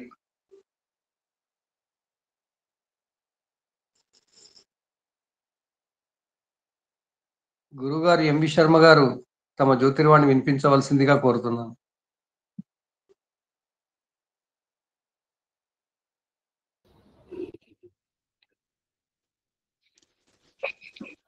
వాయిస్ బాగానే ఉందండి? బాగుంది గురువు. ఓ ఆరుద్రయా రుద్ర ప్రథమాన ఏతి శ్రేష్ఠో దేవానాం పతిరగ్నియానాం నక్షత్రమస్య హవిషా విధేమ మాన ప్రజాగుం రీరిషన్ మోత వీరాన్ ఏతి రుద్రస్య పరిణో వృణక్తు ఆర్ద్రా నక్షత్రం జుషతాగుం అవిర్నః ప్రముంచమానౌ దురితాని విశ్వా అపాఘశగుం సన్నుదతామరాతిం. ఆర్ద్రా నక్షత్ర దేవతాయై రుద్రాయ నమః. శుభ సాయంకాలం. ఇది ఆర్ద్రా నక్షత్రానికి ఉన్నటువంటి వేద మంత్రాల ప్రార్థన సంబంధించిందై ఉన్నది. ఇది ఈ ఆర్ద్రా నక్షత్రానికి రుద్ర శబ్దం, ఆరుద్ర అంటే రుద్రుడే కాకుండా కూడా ఇంకా కొంత ఉపదేవతలు అంటే అది కూడా రుద్ర స్వరూపానికి సంబంధించే ఉంది. రుద్రాయ నమః, ఆ రుద్రాయ నమః. ఇద్దరు రుద్రుడు, ఆరుద్రుడు. పిన్వమానాయ నమః, పశుభ్యో నమః. ఈ 4 అంటే ఇవన్నీ కూడా ఆ రుద్ర స్వరూపానికి సంబంధించిన ఉపదేవతలుగా ఉంది. ఇది మనం శాంతి హోమాలలో ఆర్ద్ర నక్షత్రానికి శాంతి చేసేటప్పుడు ఈ ఉపదేవతలకు సంబంధించింది కూడా అక్కడ స్వాహకారలో వాడతాం అన్నమాట. రుద్రాయ నమః, ఆరుద్రాయ నమః, పిన్మమానాయ నమః, పశుభ్యో నమః. సరే, ఇది ఈ సబ్జెక్ట్ ఇక్కడికి పెట్టేద్దాం. అందరికీ శుభ సాయంకాలం. నేను అప్పటి నుంచి వింటున్నా, కొద్దిగా మధ్య మధ్యన వినలేదు, కానీ అందరూ అన్ని కోణాలతో ఆలోచిస్తూ దరిదాపుగా బార్డర్ వరకు వచ్చి ఏదో ఒకటి చెప్తున్నారు. విశేషంగా మా సోమనాథ్ శాస్త్రి గారేమో ఒత్తి ఒక్కాణిస్తున్నాడు. ఇంకేంటి ఆర్ద్రకి ఏమిటి ఉంది ప్రాధాన్యత, దేశ గోచారంలో ఏమున్నది, దేశ గోచారంలో ఏముంది అంటే చెప్తున్నారు, దరిదాపులో అవుట్లైన్ చెప్తున్నారు, కానీ స్పెసిఫిక్గా వర్డ్ చెప్తలేరు అని నాకు అనిపించింది. సామాన్యంగా దేశ నవనాయకులలో సంక్రమణంతో కొంత, రాశి ప్రవేశంతో సంబంధించింది కాబట్టి నక్షత్ర ప్రవేశంతో కూడిన దాంట్లో ప్రత్యేకంగా ఆరుద్ర నక్షత్రానికి ప్రాధాన్యత ఉంది. అక్కడ సంక్రమణం కాదు. రవి ఆర్ద్ర నక్షత్రంలో ప్రవేశించినప్పుడు ఏం జరుగుతుంది, ఏమిటి ఒక ప్రాధాన్యత ఏమొస్తున్నది అనేది ఆయన అడుగుతున్నట్టుగా నాకు అనిపించింది. సామాన్యంగా చాలా మంది రాహు ఆరుద్రంగానే రాహు అన్నారు. ఇక్కడి రాహు అండి ఆ రాహు? మరి స్వాతి నక్షత్రం కూడా రాహువే కదా, మరి వీడికేం చెప్పుదాం? శతభిషం కూడా రాహువే కదా, మరి ఆ రాహు ఎవడు, ఈ రాహు ఎవడు? ఈ రాహు ఏమో రుద్రునికి అంటగట్టేసింది. అంటే ఇక్కడ ప్రాధాన్యత ఏమిటంటే, దీనికి వివరంగా చెప్పాలంటే కమలాకర శర్మ గారు గురువు గారే సరిగ్గా ఈ మైథలాజికల్ వివరాలన్నీ బాగా చెప్పగలుగుతాడు. తర్వాత మనకు జ్యోతిష శాస్త్రం కాకుండా అంతరిక్షానికి సంబంధించిన వివరాలు చెప్పాలంటే సోమనాథ శాస్త్రి గారు. వీళ్ళిద్దరు ఈ 2 సబ్జెక్టులు అది వాళ్ళకే వదిలేసాం, దాని గురించి మనం ఎక్కువ టచ్ చేయొద్దు. కొంత వాతావరణ శాఖకు సంబంధించిన దాంట్లో మా రామయ్యను రామ గారు. అయితే ఇక్కడ ఏమిటంటే, మిథున రాశిలో ఉన్నటువంటి ఆర్ద్ర నక్షత్రము దరిదాపుగా దక్షిణాయనానికి ప్రవేశ కాలానికి ముందుగా ఒక 20 రోజుల ముందు అక్కడ ఆయన ప్రవేశించి సంచారం చేస్తుంటాడు. రవి ఏ రాహు నక్షత్రంలోకి వచ్చినా ఆర్ద్ర నక్షత్రంలో ప్రాధాన్యత ఎందుకు వచ్చిందంటే, తదుపరి ఇంకో 15 రోజుల అటిట్లో, ఓ 10 రోజులు అటిట్లో, 15 రోజులు కూడా కాదు, ఓ 10 రోజులు అటిట్లో మనకు దక్షిణాయనం ప్రవేశం అవుతుంది. దక్షిణాయనం కాలంతో మనకు దేశ యావత్తు భౌగోళిక స్వరూపాలు, వాతావరణాలు అన్నీ మారిపోతాయి. అయితే మనకి ఏం చెప్పారంటే, ఆర్ద్ర నక్షత్రంలో రవి ప్రవేశించిన రోజు ఏ రోజుకు సంబంధించింది అయింది, తిథివార నక్షత్ర యోగాలన్నీ దీంట్లో ప్రాధాన్యత వచ్చింది. వారం మనకు ఈ 2024 జూన్ 21వ తేదీ రాత్రికి తెల్లవారితే 22 అనంగా ఆర్ద్ర నక్షత్రంలో రవి ప్రవేశించినప్పుడు శుక్రవారం వచ్చింది అక్కడ. ఆ శుక్రునికి ఆధిపత్యం ఇచ్చిండ్రు. ఏం ఆధిపత్యము? మేఘనాథుడనో మేఘాధిపత్యము దీనికి సంబంధించింది ఉంది. మేఘము సస్యము అన్ని దగ్గరనే ఉంటాయి. అక్కడ నవనాథ నాయకుల్లో మనకు ఆర్ద్ర ప్రవేశించిన నాడు మేఘాలు ఆడంబరంగా ఉంటాయా, ఎలా ఉంటాయి, ఏమిటి అనేది ఆ గ్రహానికి సంబంధించి దానికి సంబంధించిన దేశగోచారాల్లో చెప్పడం అనేది ఒక అది. సరే, ఇక దాంట్లో మైథలాజికల్గా పోతే దానికి ఒక కథలు చాలా ఉన్నాయి. ఇప్పుడు అంతా సబ్జెక్ట్ మనకు సమయం సరిపోదు. ఇక ఆ మన్మధుడు ఎవరో, ఆ శంకరుడు ఎవరో, ఆ పార్వతి ఎవరో, ఆ వృషభం ఏంటో అదంతా ఒక కథ. అయితే ఇంచుమించుగా మనం ఎప్పుడు కూడా ఏ నక్షత్రాన్ని, అది దానికి రుద్ర అనే శబ్దం వచ్చినా, రౌద్రం అనే శబ్దం వచ్చినా, భయంకర శబ్దం వచ్చినా అంత భయంకరంగా దాన్ని మనం అభివర్ణించడానికి వీలు లేదు. ఒక తత్వం అది. మరి అంతరిక్షంలో అది సూర్యగోళానికన్నా బహు రెట్లు పెద్దగా 300 రెట్ల వరకు పెద్దదైందని వచ్చినప్పుడు అది ప్రకాశవంతమైనటువంటి నక్షత్రం అయినప్పుడు ఆ నక్షత్రానికి ఒక భారతీయులే కాదు, ఈజిప్షియన్స్, చైనా వాళ్ళు, అరేబియన్స్ అందరు కూడా ప్రాధాన్యత ఇచ్చారు ఆ నక్షత్రానికి. ఎందుకు? వాళ్ళ పురాణాలలో కూడా, వాళ్ళ యొక్క గాథలలో కూడా ఆ నక్షత్రానికి ఒక ప్రాధాన్యత ఇచ్చారు. ఆర్ద్ర ప్రవాళమేకం, అతికాంతవంతమైనటువంటి నక్షత్రం అది. దాని యొక్క ప్రభావాలు మనకు అన్నిటి మీదనో పనిచేస్తుంది. ఆ నక్షత్రాల్లో సంచరించేటువంటి శుభాశుభ గ్రహాలను బట్టి, కాలాన్ని బట్టి, ఎందుకంటే ఎప్పుడు కూడా ఫలితము ఒక నక్షత్రంతో చెప్పడానికి వీల్లేదండి. ఆ నక్షత్రానికి ఒక వారం జత అయినప్పుడు ఏంటి, ఆ నక్షత్రానికి ఆ వారానికి ఒక తిథి జత అయినప్పుడు ఏమిటి, ఇట్లా ఉంటాయి ఆ ఫలితాలు మనం చెప్పుకోవాలనుకున్నప్పుడు. ఒక్క నక్షత్రం చూసి మనం ఫలితాలు చెప్పుకుంటూ పోతే కూడా కుదరదు. ఎందుకంటే దీంట్లో నేను ముఖ్యంగా స్పెసిఫిక్గా మీకు చెప్పవలసిన పాయింట్స్ ఇంచుమించు అందరూ అన్ని బాగానే చెప్పుకుంటూ వచ్చారు విశేషంగానే. కానీ గుర్తుపెట్టుకోవాల్సింది ఏంటంటే, మనకున్నటువంటి 27 అభిజిత్తో కలిపితే 28 అభిజిత్తుని లెక్కన పెట్టుకోమనుకోండి, సందర్భం వచ్చినప్పుడు లెక్కేసుకుంటాం. 27 నక్షత్రాలలో దీనిని మాత్రం శుభకార్యాలకు వర్జితం చేశారు. శుభకార్యాలకు వర్జితం చేయడం అనేది మరి పంచాంగరీత్యా ముహూర్తంలో సంబంధించినంత వరకే ఇది. కొంతమంది దీన్ని వాడుకుంటున్నారు, మనం కాదంటట్లేదు. కొన్ని మతస్థులు ఇప్పుడు కర్ణాటకలో సోమవారం పెళ్లి చేస్తారు, మన దగ్గర ఆచారం లేదు సోమవారం పెళ్లి చేసేది. వాడు ఆరుద్ర నక్షత్రంలో కూడా పెళ్లి పెట్టుకుంటాడు, అక్కడ ఉన్నటువంటి శైవ మతస్థులు. దాన్ని మనం అంటట్లేదు, కానీ అది శుభకార్యములకు వర్జితించబడ్డది. ఒక వివాహానికి ప్రాధాన్యత ఎక్కువ ఇచ్చారు దానికి. మళ్ళీ అదే గృహారంభ గృహ ప్రవేశాలకు సంబంధించిన విషయంలో కానీ, గృహ ద్వారాలకు సంబంధించిన విషయంలో కానీ ప్రాధాన్యత ఇచ్చారు. ఒక ఇంటికి గడప పెట్టాలన్నప్పుడు ఆరుద్ర నక్షత్రం నాడే పెట్టమని కూడా చెప్పిన వాళ్ళు. ఇట్లా కొంత జరుగుతున్నది. అయితే ఇక్కడ ఏమిటంటే, మాలతమ్మ గారు ఇంత ముందు ఎవరో చెప్పారు, మంత్ర తంత్ర యంత్ర శస్త్రాలకు సంబంధించిన విషయాలకు. మరి దానికి కూడా ఒక ముహూర్తం కావాలి కదా. అన్నిటికీ శుభముహూర్తాలు అన్ని సాత్వికమే ఉంటే ఎట్లా?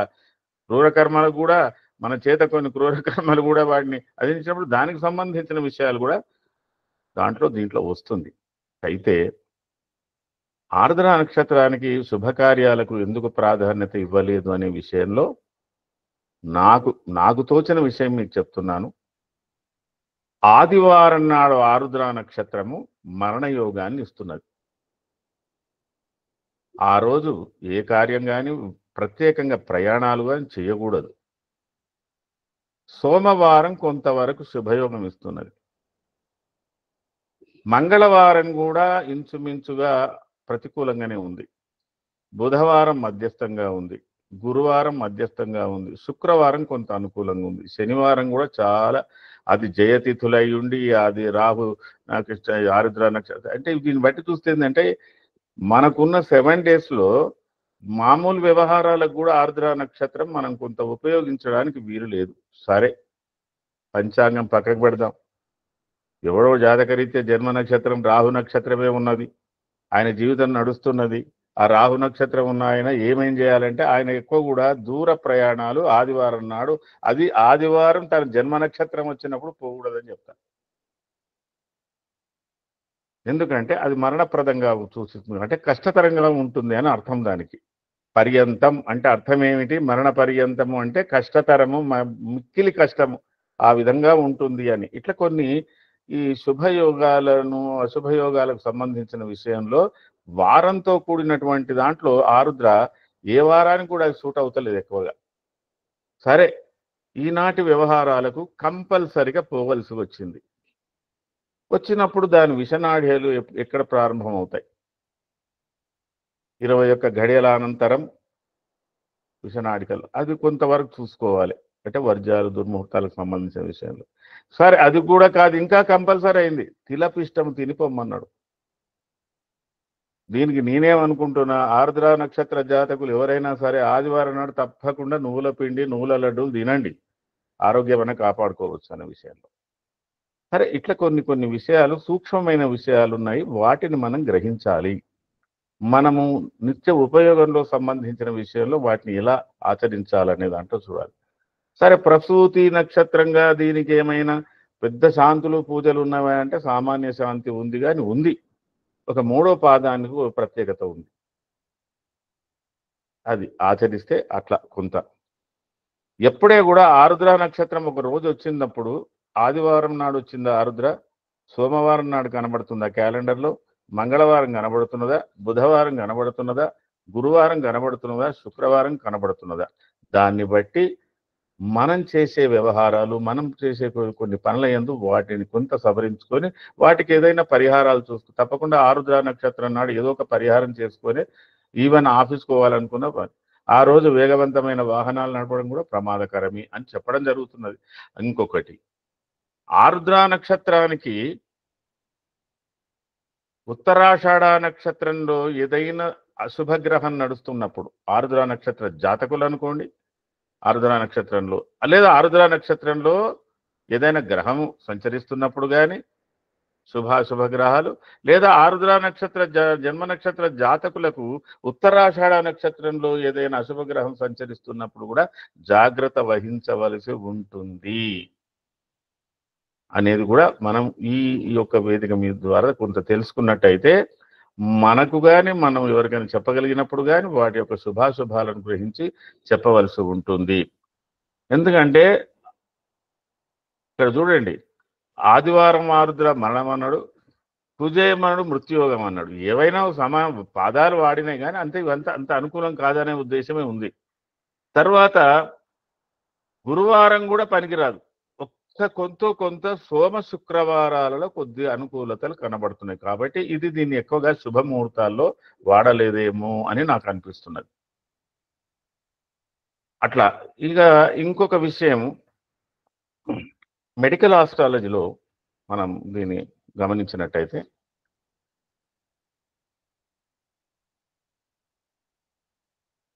తథాశ్లేష రౌద్ర తథా ఆశ్లేష, మఖా నక్షత్రం కానీ ఆశ్లేష నక్షత్రం కానీ ఆరుద్ర నక్షత్రం కానీ ఈ నక్షత్రంలో జ్వరం ప్రారంభమైంది అంటే తనకు ఏదో సుస్తు కావడం, ఏదో జరిగింది, తనలో ఏదో ఒక అనారోగ్యకరమైన మార్పు నాకు ఈ నక్షత్రంలో ప్రారంభమైందని తెలుసుకున్న వాడికి దానికి చికిత్స దాదాపు 3 మాసాలలో అది రికవరీ కావాలా. దాని యొక్క తీవ్రతను బట్టి 3 గంటలు కావచ్చు, 3 రోజులు కావచ్చు, కనీసం 3 మాసాలు. 3 మాసాలైనా చికిత్సకు లొంగలేదు అనుకుంటే అది కొద్దిగా కష్టతరము అని చెప్పడం జరుగుతున్నది. అంటే ఆరుద్ర నక్షత్రంలో ఏదైనా విఘాతం జరిగినా, జ్వరం ప్రారంభమైన, అందుకే ఆరుద్ర నక్షత్రం రోజున అయినంత వరకు మెడికల్ ఎగ్జామినేషన్స్ డాక్టర్ల దగ్గరికి వెళ్ళే విషయంలో అది మీకు సంపత్తార కావచ్చు, క్షేమతార కావచ్చు, ఏ తారైనా దాని జోలికి పోకుండా ఉండడం మంచిది. ఇంకో రోజు పెట్టుకోండి. ఇట్లా కొన్ని విషయాలు ఆ నక్షత్ర యొక్క స్వభావాలు, తీవ్రతలు, ఆ వారాలను బట్టి, తిథులను బట్టి, ఆ యొక్క నక్షత్రానికి నిడివిలో తిరుగుతున్నటువంటి గ్రహాలను బట్టి కూడా పనిచేస్తున్నాయి అన్నమాట. ఇదొకటి. తర్వాత ఆరుద్ర నక్షత్ర జాతకులు పూర్ణాయువులే. మోర్ దాన్ 72, 75 to 81, 82 వరకు వాడు మంచి ఆరోగ్యంగా ఉండి మేనేజ్ చేసుకోగలిగితే, కాబట్టి అది ఒక మంచి ఫలితం ఉన్నది అక్కడ పూర్ణాయువుగా ఉండడం అనేది. అయితే at the age of 41, 42 or 59 వీళ్ళకి అడుగడుగున కొద్ది అపమృత్యు దోషాలు, అడుగడుగున గండాలు అంటారు కదా, అడుగడుగున గండాలు కాకుండా కొద్ది ఏజ్ లిమిట్ బట్టి కొన్ని గండాలు వచ్చినప్పుడు ఆరుద్ర నక్షత్ర జాతకులు ఆరోగ్య రీత్యా, వ్యవహార రీత్యా కొద్దిగా అలర్ట్గా ఉన్నట్టయితే మంచిది అంటే కూడా అయితే ఫలితాంశాలు చాలా ఉన్నాయి. ఇట్లా ఎప్పుడు ఇంతకుముందు మీరు చెప్పినవన్నీ కూడా వీటికి సరిసమానంగా వస్తున్నాయి, కానీ కొన్ని ముఖ్య విషయాలే నేను ఇక్కడ చెప్తున్నాను. కాబట్టి ఇక్కడ ఆరుద్ర నక్షత్రానికి ప్రాధాన్యత ఏంటి అంటే వాతావరణంలో, దేశగోచారంలో అన్నిటిలో చాలా పెద్ద మార్పులు తెచ్చే విధానము. దక్షిణాయనానికి సంబంధించిన దానికి ఆరుద్ర నక్షత్ర ప్రవేశం నుంచి మొదలు పెట్టుకుంటే దక్షిణాయనం యొక్క ఫలితాలన్నీ ఎలా ఉంటాయని చెప్పుకోవడం జరుగుతుంది. అట్లాగే మనకు వాతావరణ శాఖే కాకుండా కూడా ఇంచుమించు ఆహార ఉత్పత్తులకు సంబంధించిన విషయంలో కూడా ఆర్ద్ర కార్తీలో విత్తనం నాటినట్టయితే మంచి సత్ఫలితాలు ఉన్నాయి. వాడు ఎరువు తక్కువ వేసినా ఏది వేసినా కానీ మంచి పంట, రుచికరంగమైన పంట, ఎక్కువ దిగుబడి వస్తున్నది. అదేవిధంగా ఎప్పటి వరకు వేస్తున్నారు అంటే అనురాధ ఇక్కడ తగ్గుతుంటుంది కానీ కొంతవరకు అనుకూలం. అనురాధ కార్తీ కూడా అనుకూలమే. మళ్ళీ జ్యేష్ఠ వేయరు, పోతే మూల వేస్తారు. మూల వరకు అనుకూలం. మళ్ళీ పూర్వాషాఢ ఉత్తరాషాఢకు వచ్చిండు రవి అంటే మళ్ళీ ఉత్తరాయణం ప్రారంభమవుతుంది. ఇక్కడ ధనుస్సులో సరిసమాన విధంలో ఉత్తరాయణం, మిథునంలో దక్షిణాయనం. కాబట్టి భచక్రంలో మనకు 2 అయనాల యొక్క మార్పుల విషయంలో మిథునం, ధనుసు పనిచేస్తున్నది సూర్య సంచారం. అట్లాగే స్వాతి నక్షత్రము అది రాహు నక్షత్రమే, గమనించండి. దానికి అధిదేవత ఎవరు? వాయువు. మరి వాయువు కూడా చంచలమే కదా, బట్టి ఆయన గురించి అన్ని ఫలితాలు చెప్పుకుంటూ పోతే అది కష్టమే. శతభిష నక్షత్రం దానికి ఎవరు? రాహు. అది ఆయన ఎక్కడున్నాడు? ఒకడు శుక్ర నక్షత్రంలో ఉన్నాడు ఒక రాహు, ఒక శని రాశిలో ఉన్నాడు ఒక రాహు, ఒక ఆయన శుక్ర రాశిలో ఉన్నాడు, ఒక ఆయన బుధ రాశిలో ఉన్నాడు. బుధ రాశిలో ఉన్న ఆయన రౌద్రుడు ఆర్ద్ర, శుక్ర రాశిలో ఉన్న రాహు ఏమో స్వాతి నక్షత్రానికి సంబంధించి వాయువు, శతభిష నక్షత్రానికి వచ్చినటువంటి రాహుకు వరుణుడు అధిదేవత. ఇవి మనం గమనించుకున్నట్టయితే సరే, మనకి ఏంటంటే వింశోత్తరికి సంబంధించినందుకు ఈ యొక్క నక్షత్రాలకు వీటిని పెట్టారు, కానీ వీటి యొక్క అధిదేవతలు ప్రతి దేవతలను మనం వాటిని రుద్రుని ప్రధానంగా తీసుకున్నా కానీ ఇక్కడ రాహు పోతాడు, రాహుని ప్రధానంగా తీసుకున్నా ఇట్లా కొన్ని. కాబట్టి వీళ్ళు గమనించుకుంటూ వెళ్ళడం అనేది మనం చూసుకోవాల్సిందే. ఏది ఏమైనప్పటికీ కూడా ఆర్ద్ర నక్షత్ర జాతకుల యొక్క సహజ స్వభావం దానికి పెద్దగా ఏం పెట్టుకోవాల్సిన అవసరం లేదు. కానీ శఠగర్విత అంటే అహం, ఏదో ఒకటండి. ఆర్ద్ర నక్షత్ర జాతకులను చూడగానే మాట్లాడాలంటే భయం అవుతుంది. కొద్ది అడుగు వేసి 1-2 క్షణాలు ఆలోచించి ఈ వ్యక్తినితో ఇప్పుడు మనం కదిలించొచ్చునా అన్నట్టుగా ఉంటుంది. ఒక అభిప్రాయం ఏర్పరచుకున్నారంటే అంత తొందరగా మారని వ్యక్తులు. పోతే మిగతా విషయాల్లో అన్నిట్లో ఉన్నారు. వాడికి మనసు చూస్తే అన్నీ చేస్తాడు, వద్దనుకుంటే అన్నీ వదిలేస్తాడు. అది వేరు. ఇప్పుడు అక్కడ స్వభావంతో మనకు సంబంధం లేదు, కానీ దాన్ని మనం ఉపయోగించుకోవడంలో ఆర్ద్ర నక్షత్రానికి శుభకార్యాలకు, వివాహాలకు దూరం పెట్టినాము. కొన్ని కార్యక్రమాలకు ఇప్పుడు అది ఊర్ధ్వ నక్షత్రం అండి, గుర్తుపెట్టుకోండి. ఆర్ద్ర నక్షత్రం ఊర్ధ్వ నక్షత్రం అంటే పిల్లర్స్ కట్టడానికి పనికొస్తుంది. ఏదైనా ఊర్ధ్వంగా ప్రగతి పంచమే, మళ్ళీ రూఫ్ వేయడానికి కాకుండా మళ్ళీ దానికి బునియాది వేయడానికి పనికిరాదు. ఇట్లా కొన్ని ఉన్నాయి. మరి అక్కడ ఆర్ద్రకేమో రాహుకేమో అది కుక్క యోని అయింది, ఈ స్వాతి దగ్గరకు వచ్చేవరకు ఎనుబోత అయింది, శతభిషాన్ దగ్గరకు వచ్చేవరకు ఇంకొక గుర్తు మారిపోయింది. ఇట్లా చాలా ఉన్నాయి. ఇక ఎందుకంటే చాలా విషయాలు మీరు బాగానే మాట్లాడారు.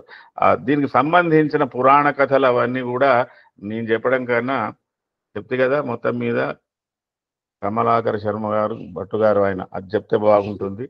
ఈ దానికి సంబంధించిన జ్యోతిశాస్త్రం, అంతరిక్షానికి సంబంధించిన సోమనాథులకే వాళ్ళకే సరిపోయింది ఆ సబ్జెక్టు.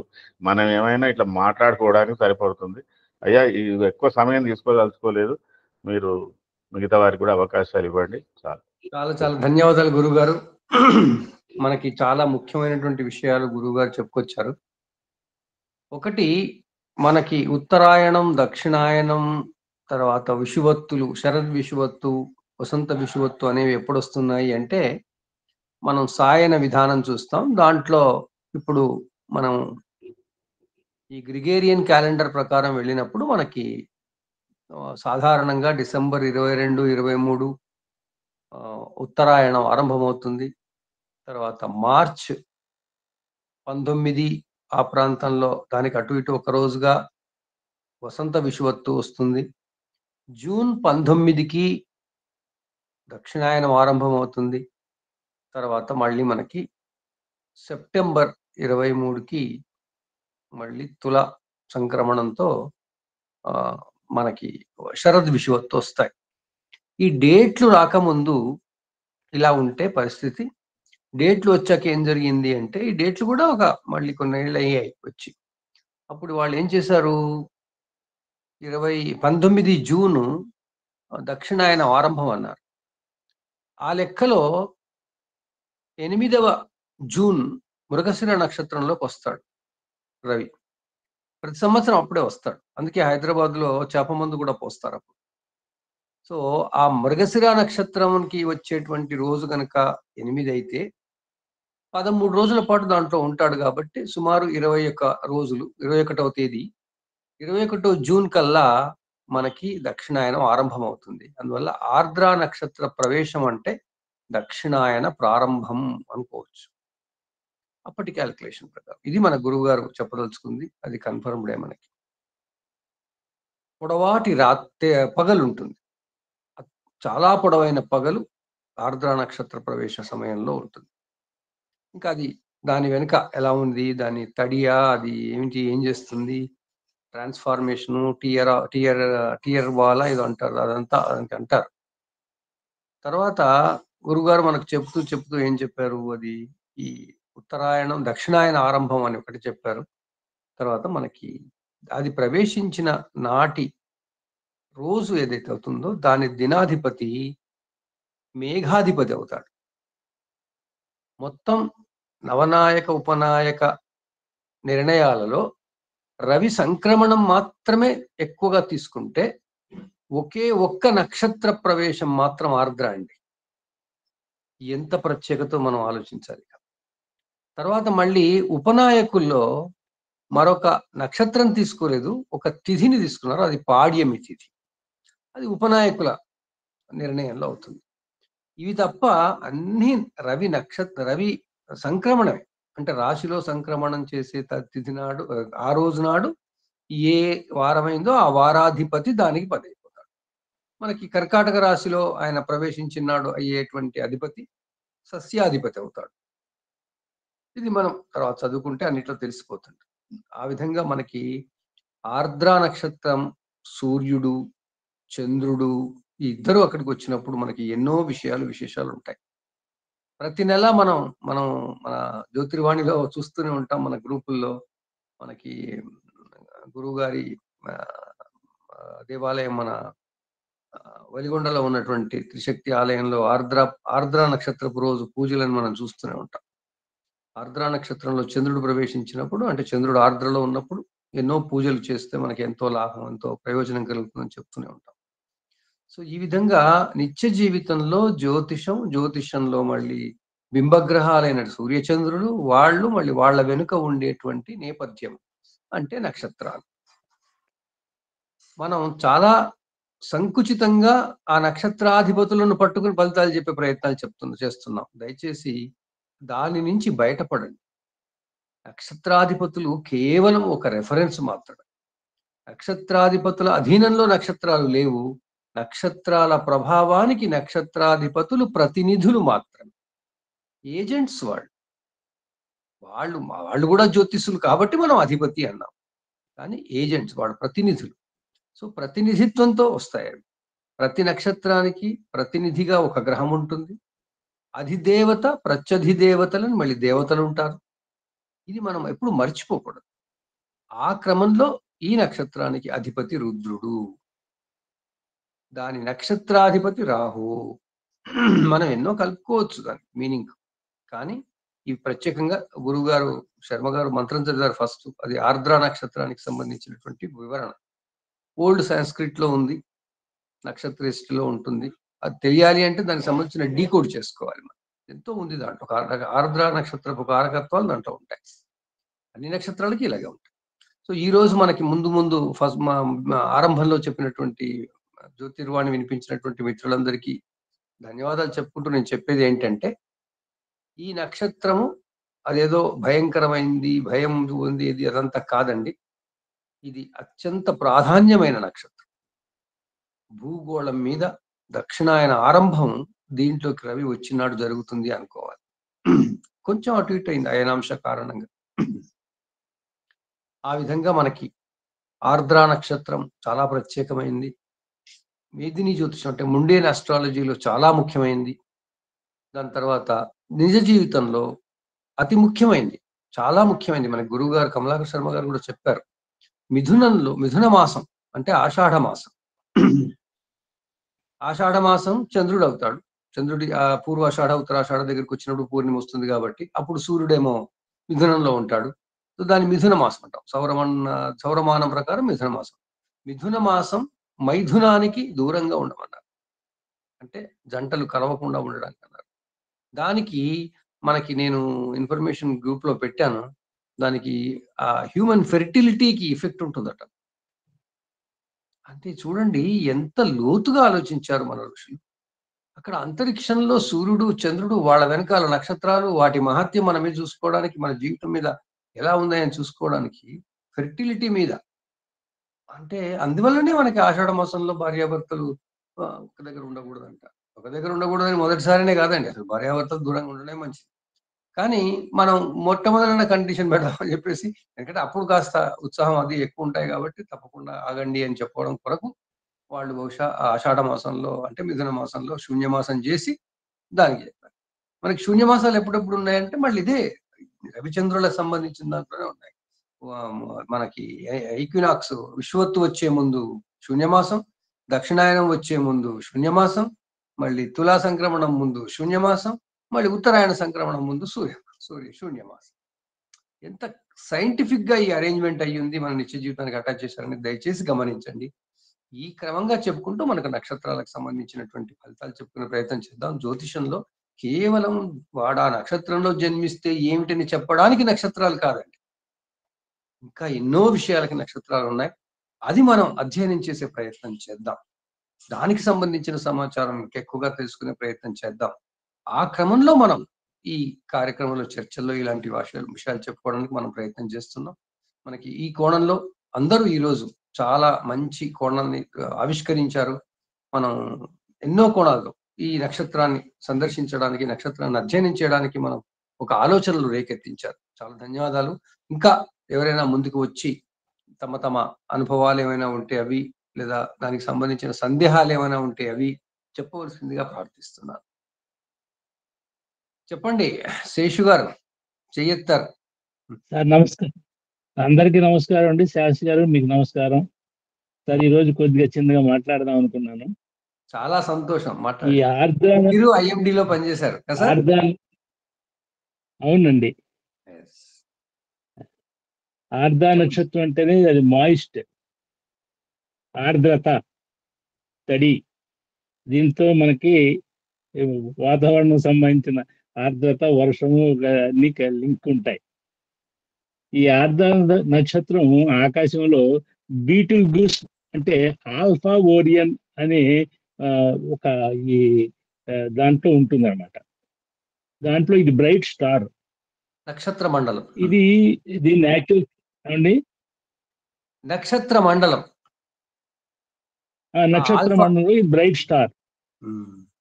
ఆల్ఫా ఓరియన్ నక్షత్ర మండలంలో ఇది బ్రైట్ స్టార్.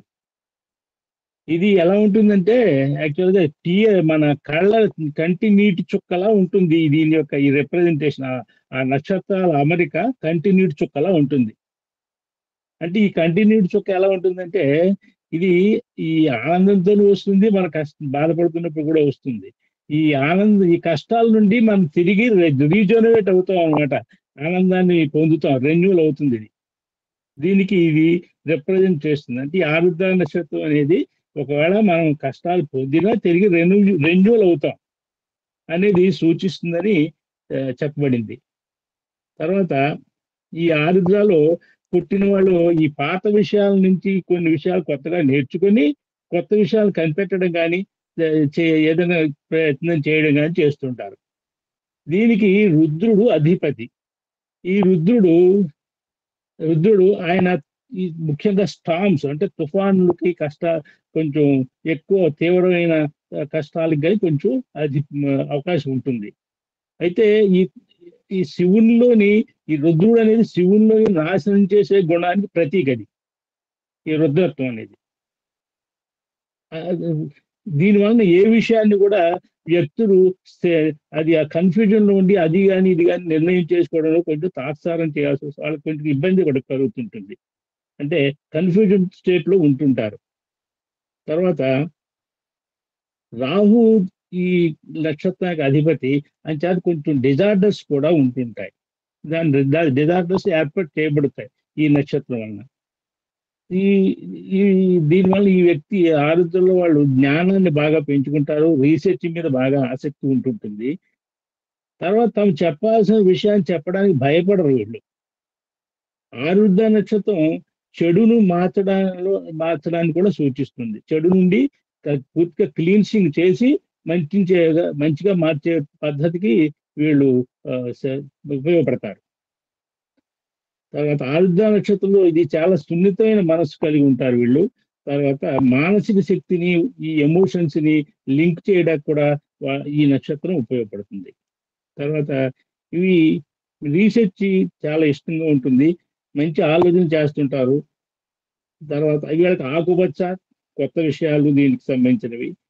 తర్వాత ఈ ఫిమేల్ డాగ్, దీనికి యానిమల్ ఫిమేల్ డాగ్, దైవం రుద్రుడు, తర్వాత కంట్రోలింగ్ ప్లానెట్ రాహువు, తర్వాత మనం ఇంకా వేరే మెర్క్యూరీ కూడా దీనికి సంబంధించిన గ్రహము.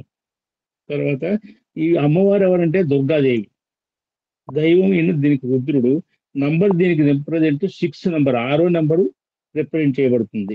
ఈ నక్షత్రం స్త్రీ నక్షత్రం. తర్వాత దీనికి కొంచెం వాత దోషం, వాతతత్వానికి సంబంధించిన నక్షత్రం ఇది. తర్వాత ఈ నక్షత్రం తామసిక గుణానికి సంబంధించిన నక్షత్రం. తర్వాత ఇది జల నక్షత్రం కూడా, నీటికి సంబంధించిన నక్షత్రం. తర్వాత దీనికి సంబంధించిన చెట్టు ఏదో లాంగ్ పెప్పర్ అంటారండి, అది ఉంటుంది, అది దానికి సంబంధించిన చెట్టు. ఏదైనా పని చేయాలంటే వెంటనే వెంటనే పూనుకుంటారు వాళ్ళు. వాళ్ళు ఆ మంచి లక్షణం వీళ్ళకి ఉంటుందండి. తర్వాత వీళ్ళకి మంచి జ్ఞాన లక్షణం కూడా ఉంటుంది. తర్వాత కొంచెం కోపం కూడా ఉంటుంది, ఎర్రగంటగా ఉంటుంటారు. తర్వాత ఏదైనా ప్రారంభించడానికి ఈ నక్షత్రం అంతగా ఇష్టపడం, మంచిది కాదు అని అనుకుంటాం మనం సహజంగా. తర్వాత ఈవెన్ మ్యారేజెస్ కానీ, తర్వాత ఎవరినన్నా సన్మానం చేయాలన్నా కూడా ఆరుద్ర నక్షత్రం అంతగా పనికిరాదు. తర్వాత ఈ నక్షత్రంలో పుట్టిన వాళ్ళు మన తమిళనాడులోని ఆదిరాంపట్నం అని ఒక ప్లేస్ ఉన్నది. అక్కడికి వెళ్ళి అక్కడ అక్కడ ఉండే అభయ వరదీశ్వరుడు అనే దైవాన్ని, అభయ వరదీశ్వరుడు అనే దైవాన్ని పూజిస్తే చాలా మంచిది వాళ్ళకి. అది తమిళనాడులోని ఆదిరాంపట్నం. లైఫ్ లో వాళ్ళ ఆరుద్ర నక్షత్ర జాతకు ఒక్కసారైనా ఆదిరాంపట్నం వెళితే మంచిది వాళ్ళకి. శివుని 3వ కన్నును తెరిచినప్పుడు వచ్చేది ఒక శక్తి ఉంది, దాన్ని రైవత శక్తి అంటారు. ఈ రైవత శక్తి సంవత్సరానికి ఒక్కసారి వస్తుంది. అది మార్గశిర మాసంలో ఆరుద్ర నక్షత్రం వచ్చిన రోజునే వస్తుంది. దాన్నే మనం ఆ రోజున ఏమంటామంటే ఆరుద్ర దర్శనం చేయమంటారు, దాన్ని ఆరుద్ర దర్శనం అంటారు. తమిళనాడులో ఎక్కువగా మనం చేస్తుంటుంటారు ఆరుద్ర దర్శనం. ఈ తర్వాత ఈ రుద్రుడు పూజ అది కూడా ప్రదోషం చేస్తే మంచిది. తర్వాత దీనికి సంబంధించిన ఈ హెర్బ్ ఏంటంటే తిప్పలి అంటారు. తిప్పలి అనే హెర్బ్ దీనికి సంబంధించింది. దానితో చేసిన అగరబత్తి అది వెలిగిస్తే చాలా మంచిది. ఇది కాకుండా కొంచెం ఆధ్యాత్మికంగా ఇంకొక 3 నిమిషాలు చెప్తానండి. జస్ట్ మీరు సమయం ఇస్తే ఇంకో 3 నిమిషాలు మాట్లాడతాను. ఈ ఆరుద్రోత్సవాన్ని అంటే చెప్పాను కదండి, ఆరుద్ర మార్గశిర మాసం వచ్చి ఆరుద్రోత్సవాన్ని చాలా మంది చాలా ఎక్కువ చేస్తుంటారు ఈ ఉత్సవాన్ని. ఈ ఆరుద్ర దర్శన ఉత్సవాన్ని ధనుర్మాసం నడుస్తుండగా శుక్లపక్షంలో ఆరుద్ర నక్షత్రం ఉన్న రోజున ఆరుద్ర దర్శనం ఉత్సవం జరగడం సంప్రదాయం. రుద్రుడు ఉగ్రుడై ఆర్ద్ర నక్షత్రంగా అంతరిక్షంలో ఆవిర్భించిన రోజు కాబట్టి ఆనాడు ఈ ఉత్సవం శైవ క్షేత్రాల్లో చేసుకుంటుంటారు. దీనికి సంబంధించిన పురాణ గాథ కూడా ఉంటుంది. అది ఏంటంటే ఇది ఐతరేయ బ్రాహ్మణం, తర్వాత మిగిలిన స్కందం, మత్స్య, శివపురాణాల్లో కూడా దీనికి సంబంధించిన కథలు ఉన్నాయి. సృష్టికర్త అయిన బ్రహ్మదేవుడు తానే సృష్టించిన ఒక స్త్రీమూర్తి సౌందర్యానికి భ్రమసి వెంటబడి ప్రయత్నింపగా ఆ స్త్రీమూర్తి ఒక ఆడులేడి రూపం ధరించి పరుగెడనారంభించింది. అప్పుడు బ్రహ్మదేవుడు మగలేడి రూపం ధరించి ఆమెను వెంబడించాడు. బ్రహ్మదేవుని ఈ చర్యకు రుద్రుడు ఉగ్రుడై ఆది కిరాతకునిగా అవతరించి తన బాణంతో బ్రహ్మదేవుని శిక్షించి వెంటనే ఆ స్త్రీమూర్తి రోహిణిగాను, బ్రహ్మదేవుడు మృగశిరగాను, తర్వాత రుద్రుడు ఆర్ద్రగాను 3 నక్షత్రములు ఆకాశంలో ఆవిర్భవించాయి. ఈ రోజున 3 నక్షత్రాలు అంటే ఈ పర్టికులర్ గా ఈ మన ఆర్ద్ర దర్శనం రోజున మార్గశిర మాసం ఈ 3 నక్షత్రాలు కూడా ఆకాశంలో ఒకే సరళ రేఖలో దర్శనమిస్తాయి. బ్రహ్మదేవుని మోహవేశం నుండి విముక్తి చేయడానికి జ్ఞానప్రదాతైన పరమశివుడు ఆర్ధా నక్షత్రంగా ఆవిర్భవించిన రోజు కాబట్టి ఆ రోజున అందరూ కూడా ఈ ఈ ఆర్ధదర్శనం చేసుకోవడం వల్ల వీళ్ళు ఈ మోహపాశం నుండి విముక్తులు అవుతారని ఒక నమ్మకం. లౌకిక పరమంగా ఈ కథ ప్రాధాన్యత తెలుసుకున్నాం. లౌకికంగా ఏంటంటే పరమేశ్వరుడు లౌకికుడు, అలౌకికుడు కూడా రెండు ఆయనే. శంకరుడు పంచభూతాలకు అధిపతి.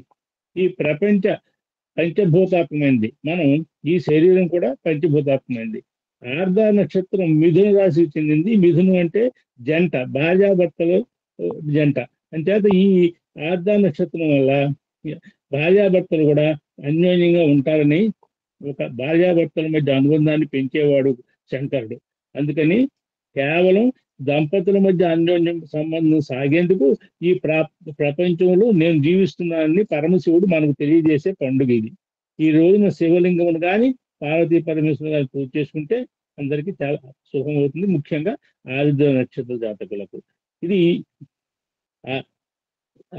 ఇది నాకు నేను తెలుసుకున్న విషయం. నేను మీకు వినిపించగలిగాను. అది శాస్త్రి గారు అద్భుతంగా చెప్పారు, చాలా అద్భుతంగా చెప్పారు. శేషు గారు నాకు చాలా పరిచయం. వారు ఎప్పుడు ఎక్కువ మాట్లాడరు, కానీ ఈరోజు చూడండి వారి నుంచి జ్యోతిర్వాణి ఎంత అద్భుతంగా వెలువడిందో. మనకు తెలియని ఎన్నో విషయాలు వారు చెప్పారు. చాలా చాలా ధన్యవాదాలు శేషు గారు.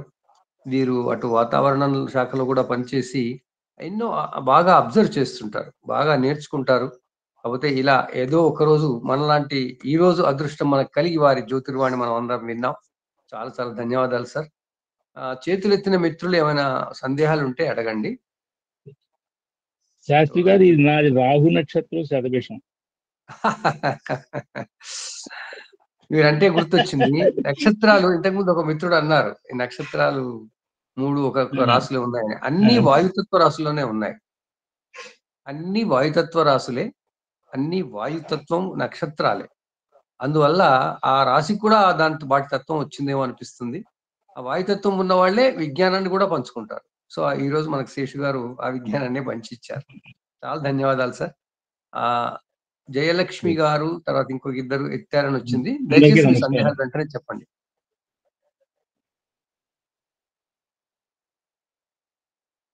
సమయం తక్కువ ఉంది, తొందరగా మీ సందేహాలు చెప్పండి. చేతులు ఎత్తిన మిత్రులు ఎవరైనా, లేదా మీరేమైనా చెప్తానంటే చెప్పండి. గురుగారు నమస్కారం సార్, నేను మైలవరం శ్రీనివాస్ మాట్లాడు. శ్రీనివాస్ గారు నమస్కారం, చెప్పండి సార్. ఏం లేదు సార్, మా అబ్బాయిది మా అమ్మాయిది ఇద్దరిది ఏక నక్షత్రం, ఆరుద్ర నక్షత్రం సార్. పాదాల భేదం ఉన్నాయి సార్. చాలు, అవి ఉంటే చాలు. అందరికీ ధన్యవాదాలు సార్. మాకు అదృష్టం కలిగించారు పరమేశ్వరుడు. సంతోషం సార్. Thank you sir. ఇంకా ఎవరైనా ఎత్తారా చెయ్యి?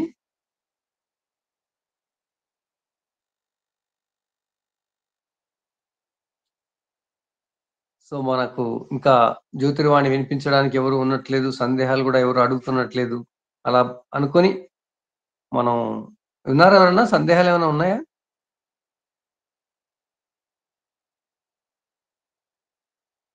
సో మనం గురువు గారిని తమ జ్యోతిర్వాణి వినిపించవలసిందిగా కోరుతున్నాం. ఆర్ద్ర నక్షత్రం గురించిన ఈనాటి చర్చకి గురుగారు కమలాకర్ శర్మ గారిని తమ జ్యోతిర్వాణి వినిపించవలసిందిగా కోరుతున్నాం.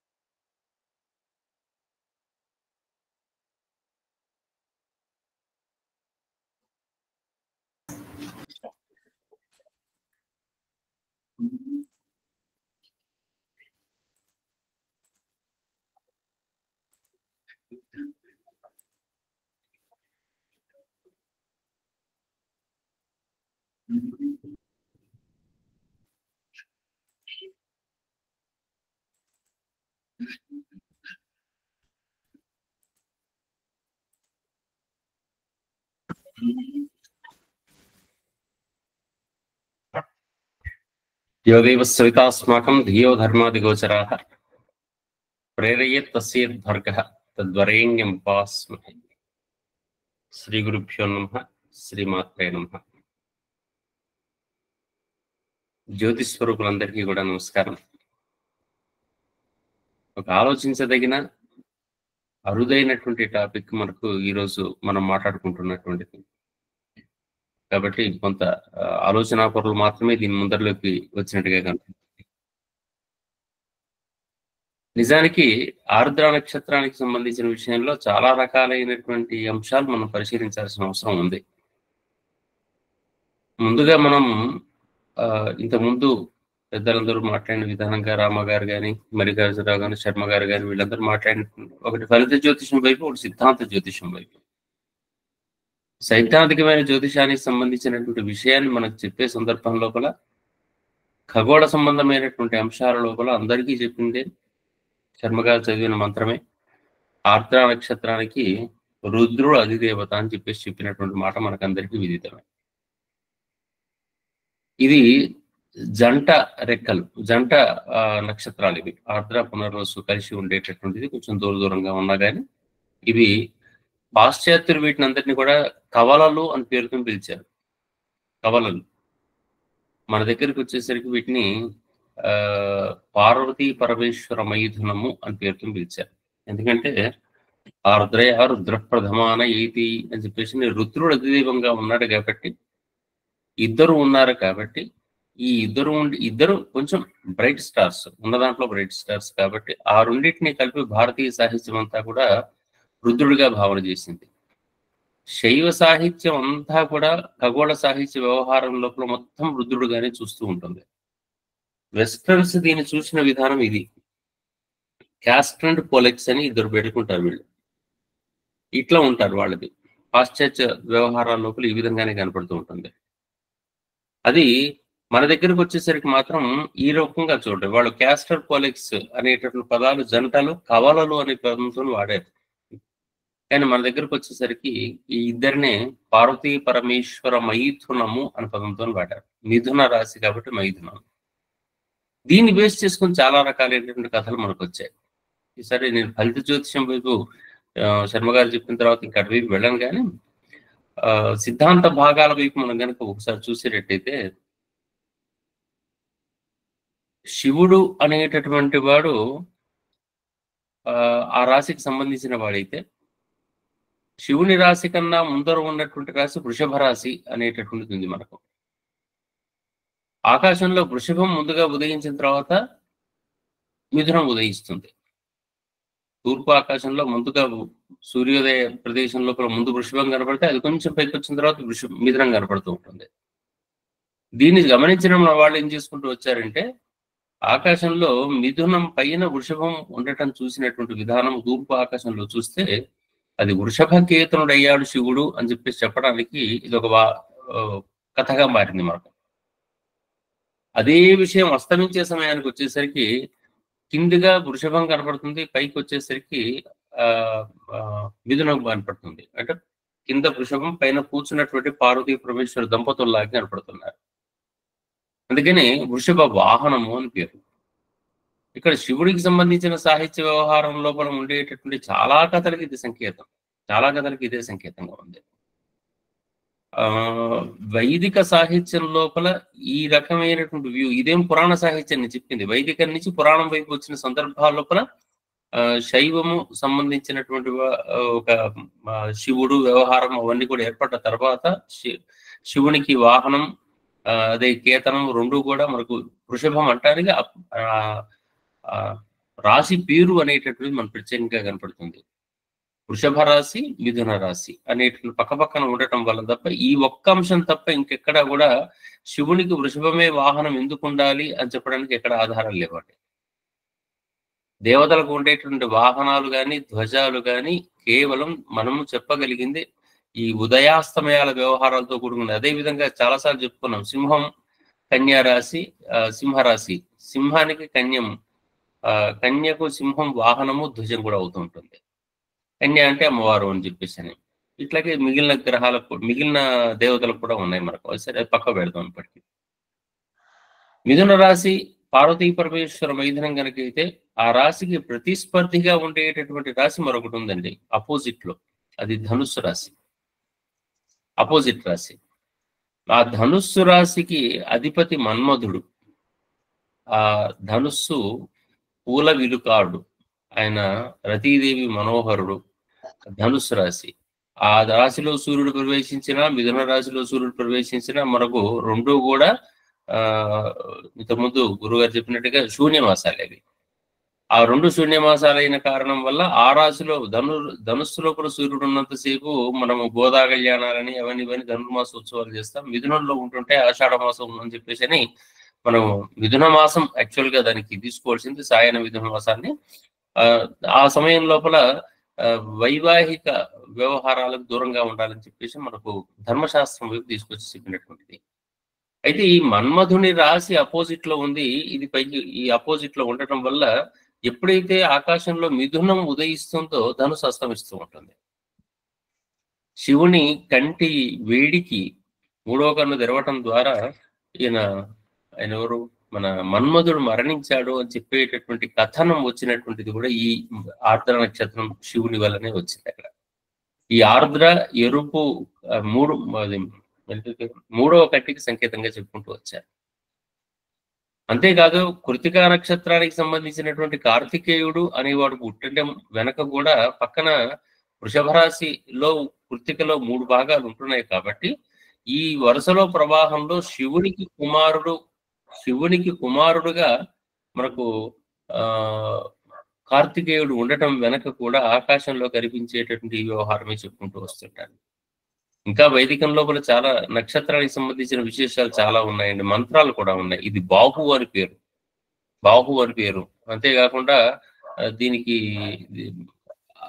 అయనం మారుతున్న సందర్భాల్లో ప్రజాపతి వచ్చేసి రోహిణి మీదకి ఎక్కుతున్నాడు, ఇటువంటి పదాలన్నీ చెప్పుకుంటూ వస్తారు. ఆర్ద్ర నుంచి వెనక్కు జరిగి మృగశిర నుంచి రోహిణి మీదకి ఎక్కి వస్తున్నాడు, దాన్ని చంద్రుడు అర్ధభాగం స్వీకరించేటటువంటి కథలు కొన్ని ఉన్నాయి. ఈ కథలన్నీ అసలు విశేషం ఏంటంటే మౌలికమైనటువంటి ఈ అయనం మారుతుంది అని చెప్పేటువంటి విధానం మనకు కనపడుతూ ఉంటుంది. నరకాసుర వధ లోపల కూడా మనకు కనిపించేటటువంటి మరొక అంశం ఏంటంటే అదితి కుండలాలను అపహరించాడు నరకాసురుడు అని చెప్పేసి అన్నప్పుడు కూడా ఇది పునర్వసు నక్షత్రం దగ్గర అప్పట్లో కనిపించింది, ఆ తర్వాత ఆర్ద్రలో కనిపించింది అయనం. దీన్ని బట్టి కాల నిర్ణయం కూడా బాగా చేసుకుంటూ వచ్చారు. ఎప్పటి నుంచి మనకు అసలు వైదిక కాలం ఎప్పటి నుంచి వచ్చింది, ఏమైంది అని చెప్పేసి లెక్కలు కట్టే విధానం కూడా ఈ పునర్వసు వెనక్కు చూసుకుంటూ వచ్చేటువంటి విధానంలో కల ఇట్లా కథనాత్మకంగా కనిపించేటటువంటి వ్యవహారాల లోపల మొత్తం ఖగోళ సాహిత్యం మొత్తం కూడా ఆర్ద్ర నక్షత్రానికి రిలేట్ అయ్యింది. పరిపూర్ణంగా ఆర్ద్ర నక్షత్రమే. ఆర్ద్రకు రుద్రుడు ఈ 2 నక్షత్రాలు జంట ఉంటుంది కాబట్టి అది పార్వతీ పరమేశ్వర మైథునము. ఆ మైథునం ఉన్నటువంటి రాశిలో సూర్యుడు ప్రవేశించిన సందర్భాల లోపల మైథునాలకు నిషేధం.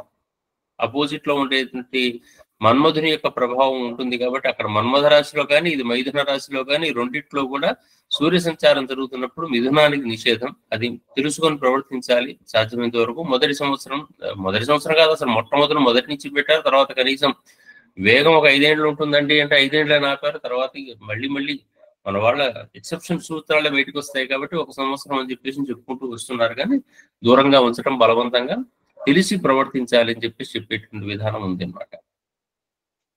సంవత్సర గోచారం అనేటటువంటి విధానంలో కూడా ఆర్ద్ర నక్షత్రానికి విశేషమైనటువంటి అవసరం ఉంది.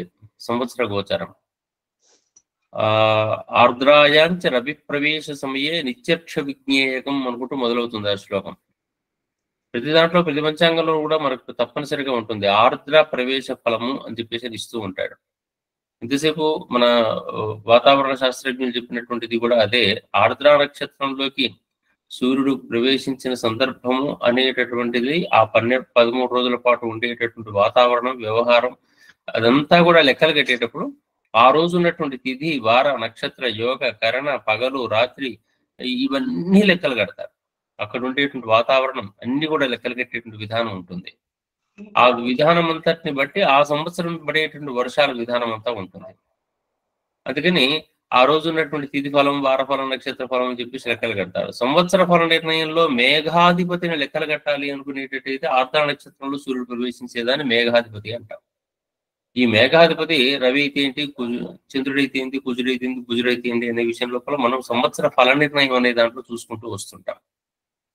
ఇట్లా మనము ఆర్ద్ర నక్షత్రానికి సంబంధించినటువంటి విశేషం మనం చూసే విధానం.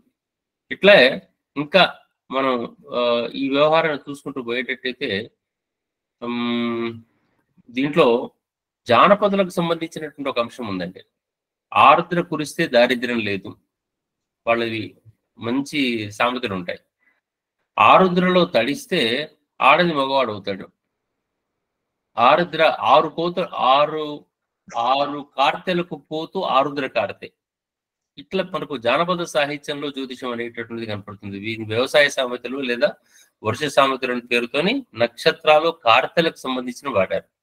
అంటే డెఫినెట్ గా వర్షం పడుతూ ఉంటుంది. 6 కార్తెలకు పోతూ ఆరుద్ర కార్తె. ఆరుద్రలో తడిస్తే ఆడది మగవాడు అవుతాడు అని చెప్పేసి అంటే ఆ రోజుల్లో మనకు స్త్రీలు కూడా పురుషులకు సంబంధించినటువంటి పని మనం చేయాలి అని చెప్పేటువంటి విధానానికి అటువంటి పదం వస్తుందన్నమాట. ఆడది మగవాడు కావటం కాదు, ఆడవాళ్ళు కూడా మగవాళ్ళు చేయవలసినంత పని చేయటం అనేది అక్కడ ధర్మంగా చెప్పారు. ఇట్లా ఆర్ద్ర నక్షత్రానికి సంబంధించినటువంటి అనేక రకాల అంశాలు మనకు అటు జానపద సాహిత్యానికి నిత్య జీవితానికి వచ్చాయి, ఇటు ధర్మశాస్త్రానికి వచ్చాయి, ఇటు నిత్య జీవితంలో ఈ ముహూర్తాదుల లోపల ఇది వాడకూడదు, ఇది రుద్రాధిపత్యం కాబట్టి ఇబ్బందులు పెడతారని ముహూర్త శాస్త్రంలోకి వచ్చేసిన తర్వాత ఆర్ద్ర నక్షత్రాన్ని వాడకుండా ఉండేటువంటి విధానం కనపడుతూ ఉంటుంది. కానీ పుట్టినటువంటి వాళ్ళు మాత్రం వాళ్ళకు మంచి జీవితం ఉంటుంది, వ్యవహారం ఉంటుంది అని చెప్పేసి మనం నక్షత్రాలను ఎప్పుడు కూడా నెగిటివ్ గా చూసుకుంటూ కూర్చోవలసినంత అవసరం లేదండి. కేవలం ఒక నక్షత్రంతో జీవిత విధానం మారదు. దయచేసి అందరూ కూడా గుర్తుపెట్టుకోండి. కొంతమంది ఒకరిద్దరు ఇది భయంకర నక్షత్రం ఇటువంటి పదాలు వాడినట్టున్నారు. భయంకర నక్షత్రాలకు ఏవి ఉండవు. ఈ వృద్ధి నక్షత్రంలో పుట్టినప్పటికీ కూడా పుట్టినటువంటి వాడి జాతకాన్ని బట్టి ఉన్నటువంటి గ్రహాలను బట్టి కర్మ సిద్ధాంతం ప్రకారంగా అవన్నీ పెరుగుతూ ఉంటుంటాయి అంతే తప్ప ఒకటి తక్కువ చేసి ఒకటి ఎక్కువ చేసి మనం మాట్లాడాల్సినంత అవసరం ఏమీ లేదు. ఆర్ద్ర నక్షత్రం చాలా విశేష నక్షత్రంగానే గుర్తుపెట్టుకుంటూ ఉంటారు. బై బర్త్ వచ్చినటువంటి వాళ్ళకు పుట్టగానే రాహు మహాదశ ఉంటుంది. కొద్ది రోజుల లోపల గురు మహాదశ, అధ్యయనం చేసే సందర్భానికి వచ్చేసరికి గురు మహాదశ వస్తుంది. ఉద్యోగం చేసే సందర్భంలో ఒక శని మహాదశ, తర్వాత ఒక జ్ఞాన పరిమితిలోకి వెళ్తున్నప్పుడు బుధ మహాదశ, లౌకిక విజ్ఞానం అట్లా వెళ్ళిపోతూ ఉంటారు. కేతు అట్లా వెళ్ళిపోతూ ఉంటుంది. వాళ్ళకు ఆనందం కాబట్టి అది ఇబ్బంది లేదు. ఈ రాహు నక్షత్రాలు పుట్టినటువంటి వాళ్ళకు ఒక రకమైనటువంటి పాజిటివిటీ ఈ రూపంలో ఉంటుంది. నాడీ శాస్త్రంలో కూడా రాహు నక్షత్రాలు పుట్టినటువంటి వాళ్ళ విధానం చాలా ప్రత్యేకంగా చెప్తూ ఉంటుంటారు. అట్లా మనము ఒక ఆర్ద్ర నక్షత్రం చుట్టూ ఇంత పెద్ద చరిత్ర ఉంది మనకు. మనం మాట్లాడుకుంటుంది కొత్త. ఇంకా మనం వైదిక సాహిత్యం నుంచి మొదలుపెట్టి వాటి వరకు కూడా ఆర్ద్ర నక్షత్ర విశేషాలు మనకు కనపడుతున్నాయి. తీసుకున్నటువంటి టాపిక్ తక్కువ అని కాదండి, దీని మీద వర్క్ తక్కువ ఉంది మనకి. ఇది వాళ్ళు శాస్త్రి గారు తీసుకున్నటువంటి విధానం చాలా బాగుంది, ఆర్ద్ర నక్షత్రం విశేషాలు అని చెప్పేసి. కానీ మన దగ్గర కావలసినంత ఫలితము కావలసినంత వర్క్ దాని మీద చేయకపోవడం వల్ల ఇంకా కొంచెం మన దగ్గర ఫలితాలు తక్కువ ఉన్నాయి. ఆర్ద్ర నక్షత్రం లోపల నిజంగా చాలా పెద్ద శ్లోకం ఉంటుంది, నాకు ఇప్పుడు పూర్తిగా గుర్తు రావట్లేదు. ఆర్ద్రాయాం చ రవి ప్రవేశ సమయే నిత్యక్ష విజ్ఞేయకం అనుకుంటే మొదలవుతుంది. అది భరణి నక్షత్రం నుంచి ఇట్లా యాం యక్షం చతురక్ష అంటే ఈ భరణి కృతిగా రోహిణి మురిసిర గనక అయ్యేటట్టయితే ఈ ఫలితాలు అట్లా చెప్పుకుంటూ వచ్చేవాళ్ళు అనమాట. అటువంటి నక్షత్ర విధానం, యోగము, కారణం ఈ చర్చ అంతా కూడా పూర్వంలో జరిగిందంటే ఒక ఆర్ద్ర మీద ఎంతో దృష్టి ఉంది. ఈ ప్రకృతిని ఆర్ద్రమయం చేసినటువంటిది అటువంటి ఆర్ద్ర నక్షత్రం కాబట్టి ఆ ఆర్ద్ర నక్షత్రం అధిపతి రుద్రుడు ఈ రోజు మనకందరికీ అనుగ్రహించాలని కోరుకుంటూ ఇవాళ మాట్లాడిన వాళ్ళందరూ కూడా కొత్త విజ్ఞానాన్ని అందించడానికి ప్రయత్నం చేశారు. వాళ్ళందరికీ కూడా ప్రత్యేకంగా ధన్యవాదాలు తెలియజేసుకుంటూ అందరికీ సెలవు. స్వస్తి. నమస్కారం. నమస్కారం అండి. నమస్తే సార్. గురువులకి పెద్దలకి నమస్కారం సార్. ధన్యవాదాలు గురుగారు. గురువులకి నమస్కారాలు. ధన్యవాదాలు. నమో నమః గురుజీ. ధన్యవాదాలు. ధన్యవాదాలు. నమస్కారం సార్.